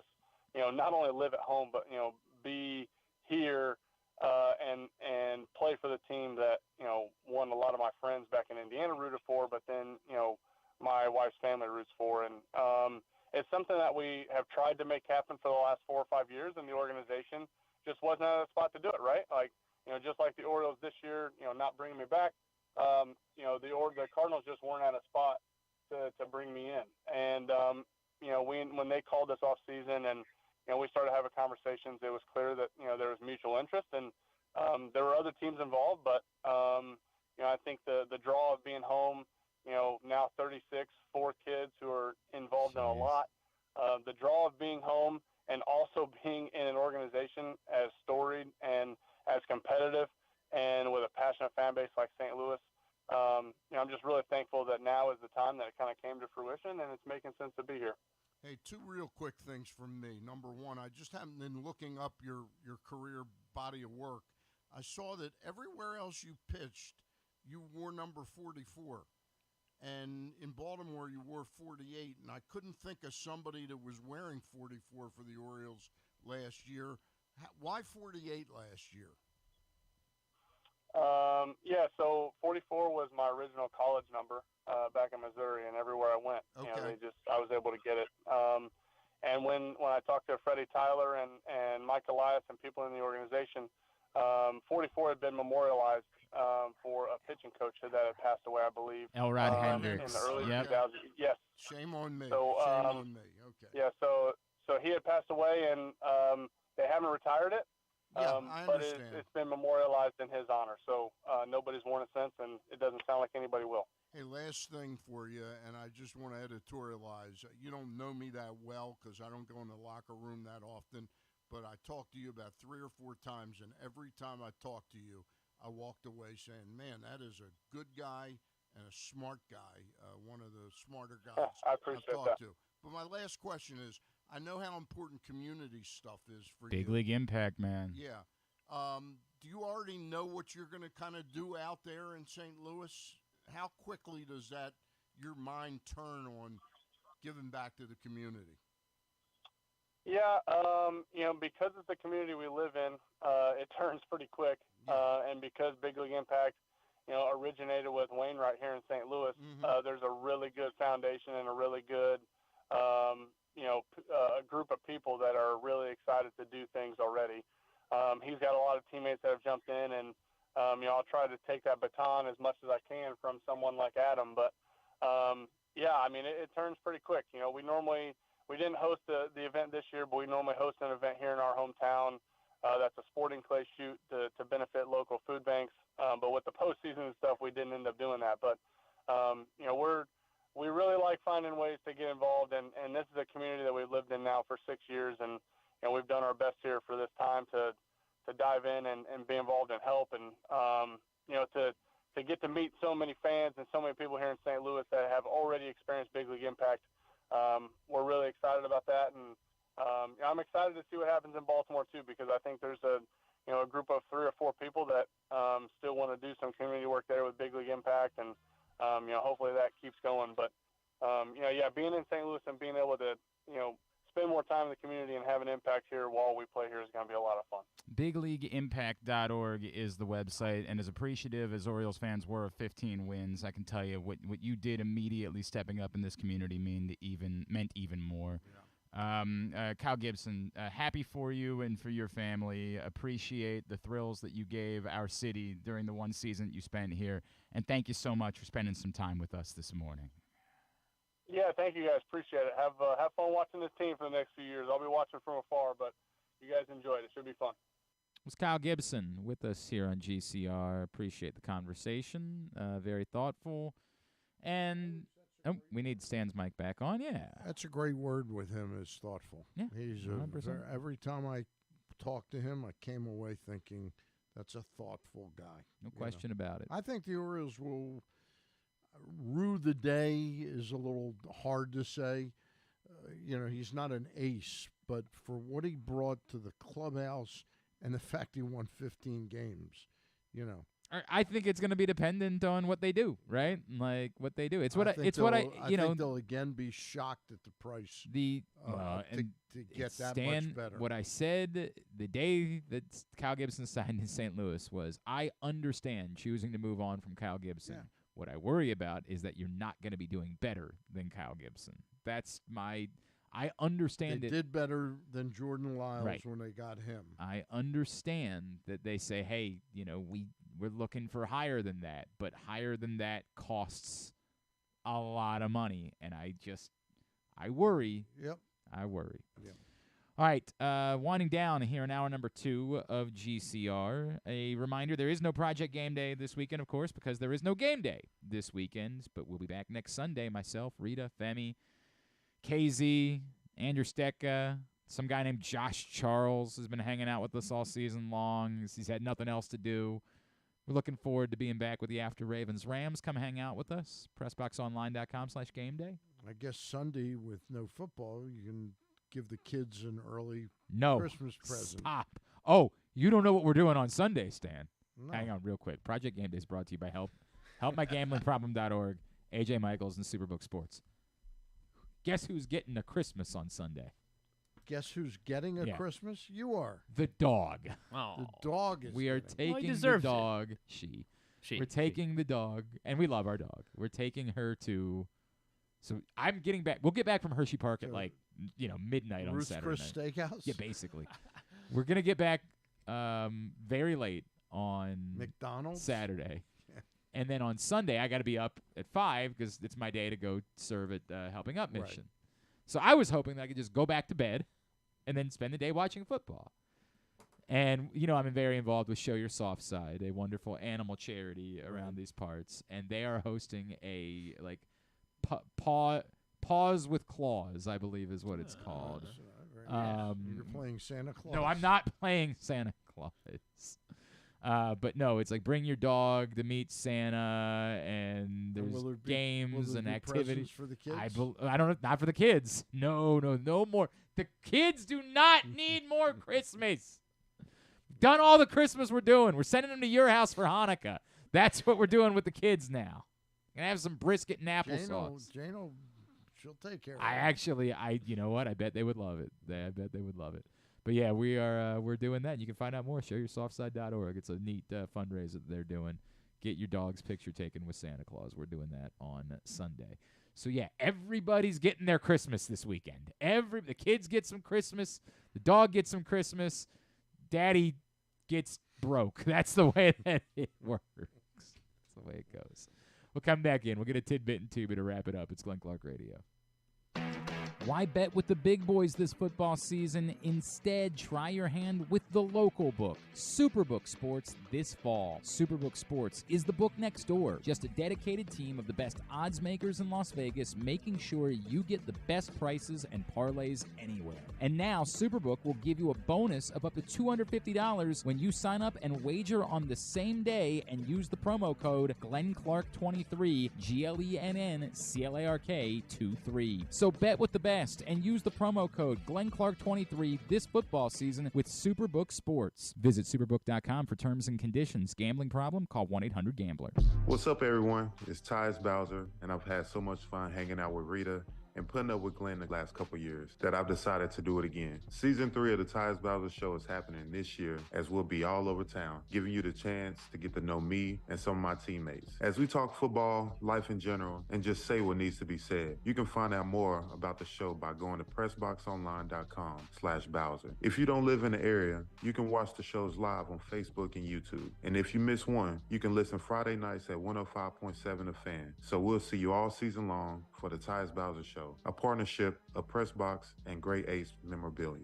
There's so much focus on sports betting these days, but I want to talk about an area that nobody wants to gamble on, where you choose to go out and spend your hard-earned dollars to eat. The Costas Inn is no gamble at all. The quality on their menu is outstanding, and the value is off the charts with a great and varied list of specials Monday through Friday. And the staples of the menu, whether it's salads, burgers, fish, they're all fantastic. And I haven't even mentioned the crabs or crab cakes yet. So check out the menu for yourself at CostasInn.com. When choosing a place to dine, never gamble on the food you put in your belly. The Costas Inn at 4100 North Point Boulevard, or call 410-477-1975 for reservations and your steamed crab orders. What company has the expertise to make your home healthier by purifying your air and killing all viruses, allergens, and bacteria? A.J. Michaels, Heating and Air Conditioning in Baltimore and Annapolis, ajmichaels.com. Visit Harford County. Gear up for the holidays by supporting local with Small Business Saturday on November 25th. Take in the dazzling sights of the season with a Ladue Christmas at Ladue Topiary Gardens. Enjoy holiday lights, sing along to holiday songs, reserve a carriage ride, and sit on Santa's lap in Bel Air's Winter Wonderland, happening every Saturday from November 25th until December 16th. Nothing sparks that holiday joy quite like a festive parade. Head to visitharford.com and click on Events to see the full list of parades and so much more. In Maryland, you're welcome. Whether your focus is luxury and comfort, convenience and technologically advanced connectivity, or sporty performance and aggressive styling, we've got the perfect Highlander for you. Check out buyatoyota.com for deals on new Highlanders from your local Toyota dealer today. Hey Ravens fans, looking for the perfect new game day brew? Get a Guilford, Baltimore's finest craft beer during the next home game at the bank. That's not all. Gather your flock next home game and check out Guilford Hall Brewery's brand new bar, the Gilly Nest, located near Section 505. No tickets? No problem. Enjoy all Ravens games all season long at our restaurant and brewery in Station North. Guilford Hall Brewery, European tradition, Baltimore charm. Sure, Glenn may be in his 40s now, but he looks just as good as he ever has, and he's still as sharp as he ever was. And I say both those things without even a shred of irony. Find out for yourself right now by watching the show at facebook.com/PressBoxSports or youtube.com/PressBoxOnline. All right, winding down for a Friday edition of the program. Stan the Fan has been hanging out with us all morning long. Let's get a tidbit. Tidbit is brought to you today by Live Casino and Hotel Maryland. Griffin, what's going on these days at Live Casino and Hotel? Over at Live Casino and Hotel Maryland at the FanDuel Sportsbook. Maybe you took the under last night. That's okay, because at the FanDuel Sportsbook, you can turn those losses into winning opportunities with their second chance to win promotion, because between now and January 4th, just over a month left now. Now that we're into December, all Live Casino and Hotel Maryland Rewards members will be able to enter their losing bet slips into the second chance to win drum, and then 2 nights a week, 20 different winners will be chosen. Quick question. Yeah. does losing in the in-season tournament that Glenn was Yeah, running? it's got to be a bet. Yeah, it's got to be a bet you made at Live Casino and yeah. Hotel. I was just checking. Sorry. Yeah, but the prizes you can win are plentiful. You can get a Live Casino and Hotel Maryland apparel, sports and social ultimate happy hour prizes, plus cash and free play worth up to $500. Drawings are going to be held every Thursday and Monday only at the FanDuel Sportsbook at Live Casino in Hotel Maryland. Adirondack Mills, must be 21. Please play responsibly. For help, visit mdgamblinghelp.org or call 1-800-GAMBLER. It sounds like it's worth just making a losing bet. Like you just go purposely make a bet that you think is going to lose. Worst case scenario, you win money. Or in my case, just make a bet. Right. Then you can assume that it's going to lose. That's the way it plays out. You were unbeaten last week in our picks, Stan. You didn't have a loss in picks last week. 2-0-1, no doubt. All right.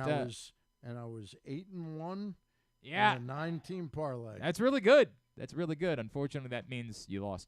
All right, now, Griffin, how did you do otherwise last night? You had some other action, didn't you? You had some action on? No, we came the end of the Eastern Carolina Wilmington game. Yeah, you were really excited about that. We were. Let's see.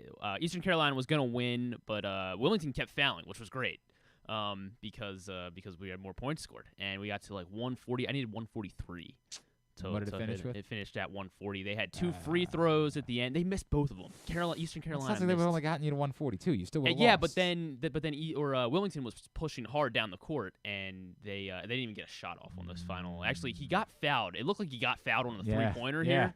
They should have called it. They didn't call it. So it still would have only been 3 points. You still would have come up short. No. We were at 140. Right, but if they had 3, that's only 143. I needed 143. Oh, I thought you said you needed 143 and a half. It was 142 and a half. Oh, 142 and a half. Yes. All right. Well, you probably would have missed one if you want to feel better about it. What was your FAU that you were all working about? Yeah, I should have bet what Kyle Rode and Janelle Davis to combine for under 10 points. They went for like 2 for 20 from the floor. It was horrible. All right. Well, tonight's a new night. It is. Tonight's a new night. What you got for tidbits? Let's see. Where do I want to start? We'll start with last night's game. It was the first game in NFL history that had a total of 75 points combined scored and no punts. It's not a single punt in the game last night. Wow, I didn't even notice that. Yeah. And of course, the Seahawks were like going for it on 4th down the entire second half. Yeah. And the other one, sorry, I clicked out of it. Okay, so there were, and that was the other story of last night's game were all of the penalties that we had in the game. Oh my gosh, where did I had this tweet up. All right, dynamite. Yeah, it is. Dynamite observation. It's not uncomfortable at all. No team in NFL history had ever had 125 penalty yards in a game without punting. Both teams did that last night. They were both penalized for 125 yards, and of course did not punt. Very interesting. Yes. DK Metcalf had his first career game of 100 yards and 3 receiving touchdowns. He became there are 6 active players that have done this multiple times. DK has only done it once, but there are 6 active players that have done this multiple times. And the numbers are 100 receiving yards, 3 touchdowns. Well, I'll assume Justin Jefferson is on the list. Justin Jefferson's not on this list yet. He has done it. It's a little surprising. 0 times. What? Yeah. Well, I mean, it is surprising. Mike Evans? Mike Evans has done this twice. Keenan Allen. Keenan Allen is not on this list. I mean, I guess it's the touchdowns, but it sort of seems impossible, doesn't it? He has 100 yards every game, yeah. Michael Thomas? Not Michael Thomas. Man, these are not most of the Devontae Adams. Devontae Adams has only done this once. What's the I apologize. 100 yards. We're looking for guys that have had multiple games of 100 yards and 3 touchdowns. And they're active. DeAndre Hopkins. DeAndre Hopkins has only done it once. Stephon Diggs. Stephon Diggs has done it the most among active players with 4 such games. Tyreek Hill. Tyreek Hill has done it 3 times, second most. How many more do we need? We need 3 more now. How about what's his name with the Eagles? A.J. Brown? A.J. Brown's only done it once. He's only done it once. Are they all receivers? They are all receivers. Adam Thielen. Kelsey has 1 game of this for what it's worth. Not Adam Thielen. I don't think Jamar Chase has played long enough to do it, but Jamar Chase. He, in fact, has played long enough. 2 games, while Justin Jefferson has 0. 2 games for Jamar Chase. Well, then there's those guys on the Ravens.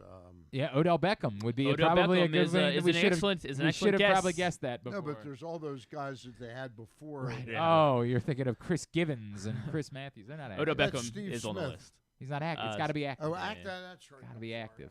One more. Got to be active. Odell Beckham is on the list. I don't think it's Cooper Kupp. It is not Cooper Kupp. I don't think it's Debo Samuel. It is not Debo Samuel. We saw him in last night's game. CeeDee Lamb. Not CeeDee Lamb. Tyler Lockett. Tyler Yeah, Lockett. son His of a teammates. bitch. Tyler Yeah. Lockett has 2 of these games. Tyler Lockett. Son of a bitch. I was also looking at the history I'm of sure the Mrs. Lockett is lovely. And it's not really a history of the Maryland sportscasters and sports writers. Do you know who has the most sportscasters? Maryland sportscasters. Johnny Holiday. Johnny Holiday only has 3 actually. What the hell are we doing around here? He's out going to see. Stan the Fan. No, not Stan the Fan, unfortunately. Glenn Clark. No, not Glenn Clark. No. Scott Garceau. Not Scott Garceau. Because it's he has. I think he had. Scott had 5.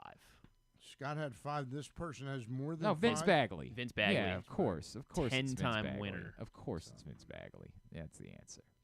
And a nice guy. And then you want to try to guess the writer? I knew Vince Bagley at the end of his life. I didn't know him, obviously when he he always said to me when he'd see you, who's that guy?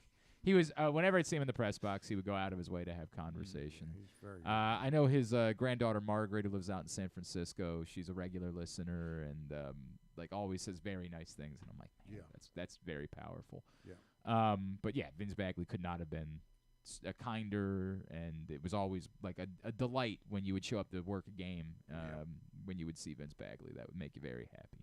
You always remembered that I parked cars at the Pimlico Hotel. Really? Yeah.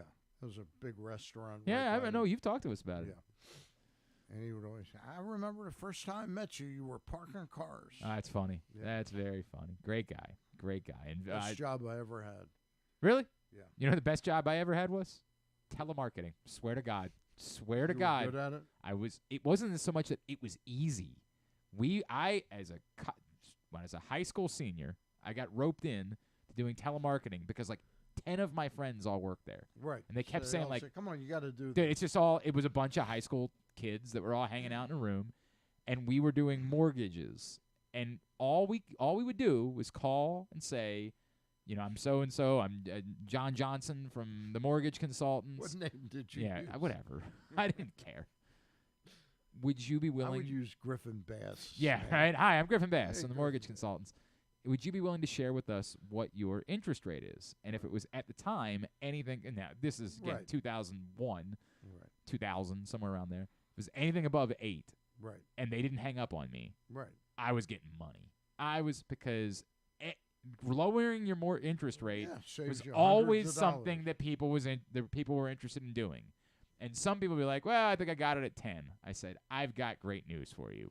We're going to get that rate lower. And then all I had to do was fill out the form. And if they were willing to stay on the phone with me to fill out the form, I got 1% of the loan. Damn. And 1% of a new house loan? Yeah. Think about what that money is for a high school senior. Yeah. Think about it. A boat. There would be. Is there any chance I could get Christmas a job there now? Christmas is back on. The most, right. The most heartbreaking thing now the rates are. It's not nearly the same. It was so heartbreaking when I got back from college the first year. I was like, I'm going to go back and work at the Mortgage Consultants this summer. So I call over, and they're like, yeah, we disbanded the telemarketer program. And I'm like, no! It's the greatest job. One thing I was good at. Yeah, right? Just hanging out. And it was all you were doing every day was hanging out with your friends. And it was like a hardcore sales. If you got a certain number of applications by 6:30, he'd let you go. He'd take you out for wings, the guy that ran the program. It's the greatest job you could ever ask for as a senior in high school. It was awesome. And then they'd offer you incentives if you were willing to stuff envelopes for their mailers. Stuffing 100 envelopes would get you $100. I'm like, just sit there, watch Letterman at night, stuffing envelopes afterwards. Man, I was killing it as a high school senior. Everybody else is like, how are we gonna get booze for the party? I'm like, not gonna be a problem. Not gonna be a problem. I got it handled. Your boy is flush. Flush. And you got plenty of friends over there that are of age. Yeah. God, it was awesome, man. What a gig that was. Tubular is brought to you by your local Toyota dealer and buyatoyota.com. The Toyota Tacoma comes in a range of models and trim lines, so you can choose the perfect Tacoma to reflect your unique personality and driving habits.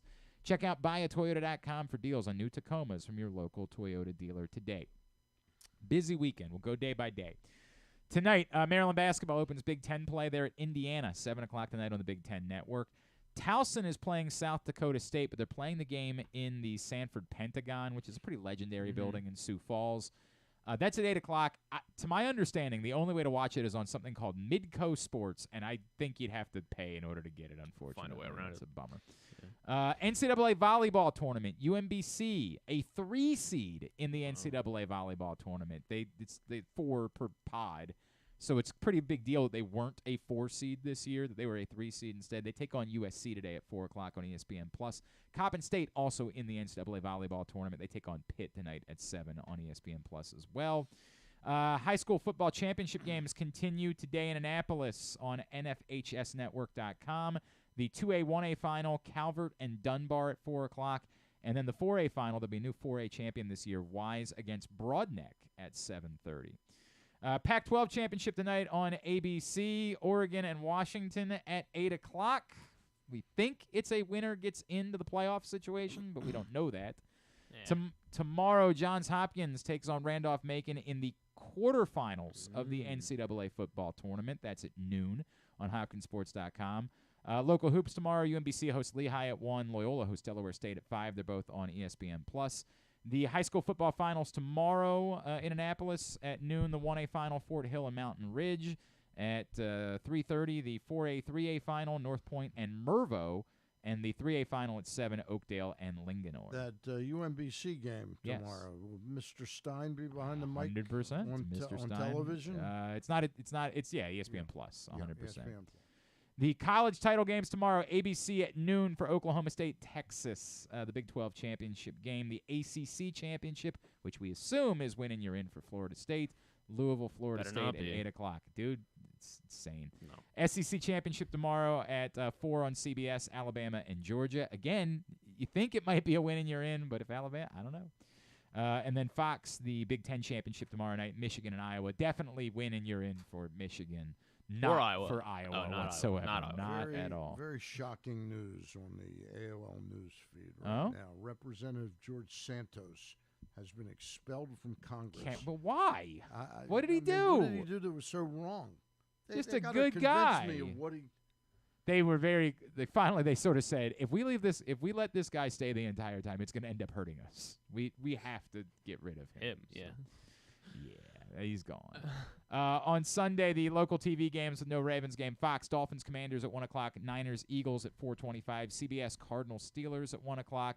And NBC for Chiefs Packers at 8:15. The college football playoff selection show Sunday at noon on ESPN. And local hoops on Sunday. Navy hosts Coppin State at 1:30 on ESPN+. Mason and Maryland women at 1 o'clock on Big Ten Network+. And Morgan's at home against Longwood at 2 on their website as well. Non-sports highlights for the weekend? Of course, on Prime Video, we saw the commercials for Candy Cane Lane. Candy Cane Lane with Eddie Murphy out on Prime Video. Not a ton of stuff. The new Indiana Jones comes to streaming on Disney+. There's also a short film, The Shepherd, with John Travolta, where it's about like on Christmas night, a pilot gets lost. A World War II pilot gets lost, and John Travolta comes out of nowhere and leads him home. Okay, it's on Disney+. Maybe. On Netflix is May-December with Natalie Portman and Julianne Moore. And it looks one of them is having like a tabloid relationship with, or they had a relationship with a 7th grader. It really, it's really like I don't think I'm interested in watching a film about that. Well, it's not about that. I don't think I'm interested in a film with that premise. Now. It's like in the future now. I think I'm good. It's on Netflix. And then Emma Stone hosting Saturday Night Live tomorrow. Yes. Who's the musical guy? Noah Kahan. Noah Kahan. Yeah. I think it's just Khan is how he pronounces it. Dude, he kicks ass. Might be my song of the year. Really? Oh. It's not the one that he did. He did 2 versions of it because he did one with Post Malone, which is this is how good Noah Khan is. Dial Drunk. Yeah. Okay. Now I know. Noah Khan's so good that even the Post Malone version is still a good song. It's about 1 billion times worse. Definitely made it better, obviously. Not even close. It's Post Malone. It's about 1 billion times worse than the original song, and it's still, like, that song would still be in the neighborhood of, like, one of the 50 best songs of the year. That's how good Post Noah Malone. Khan. I don't hate Yes, Post you do. Malone. There's, like, 3 songs that are good. and everything else about him God. is wretched. It's ridiculous. But there's 3 good songs. That you look Sunflower at the guy. song, You look at the way the guy looks, and you judge that everything. Sunflower song is a 10.5. That song is outstanding. He's got about like 10 more. No, he does not. Yes, he does. We're not coming back. We're wrapping up the show. Emma Stone joins the 5-timer club as well. That's right. Yeah. That's right. All right, very good. Stan, you and Ross and Luke are back on Monday. Yeah, we'll be back on Monday. Time to be announced, but it's somewhere in the 4 to 5 range. And then Thursday, we'll have Kevin Glover on. Of course, I'll former be doing that by myself. Guy that's got an argument for the Hall of Fame, but they've kind of moved past him at this point. He is in the Maryland State. He is in that, yep, obviously a Maryland legend, and he was featured in that Bye Bye Barry documentary because he was one of the offensive linemen blocking for Barry Sanders in Detroit. All right, very good. Thanks today to Kyle Gibson. Thanks to Bo Smolka. Thanks to Mike Gibbons. And thanks to Trey Wingo. We'll get all that up in the greatest show. Yeah, it was a Quite fun show today. We'll get it up in the greatest hits section of the Oh my God, it's so good. tab at GlennClarkRadio.com. Monday, Adam Frazier is going to join us. Continue our bye-week baseball theme. Yeah, right. Doing a lot of baseball this week. Had a lot of fun with Zach Britton, a lot of fun with Kyle Gibson. We'll catch up with Adam Frazier. He's still a free agent, so maybe he'll be an Oriole again next year. I don't know. And Jeremy will join us as he does every Monday. Stuff and things as well. Thanks to everybody at PressBox, all of our great sponsors and partners, including Live Casino and Hotel, plus Mother's North Grill, AJ Michaels, Guilford Hall Brewery, Royal Farms, Costas Inn, Superbook Sports, Harford County, your local Toyota dealer, buyatoyota.com. Happy birthday, Leah. Happy birthday, Luke Jackson from PressBox. Have a great weekend. Go all the local teams. Go ahead. All right. 32 years old. Luke Jackson? Stan? Oh, okay. Jealous. Says he's too old. Jealous. Yeah, go all the local teams. Duke sucks.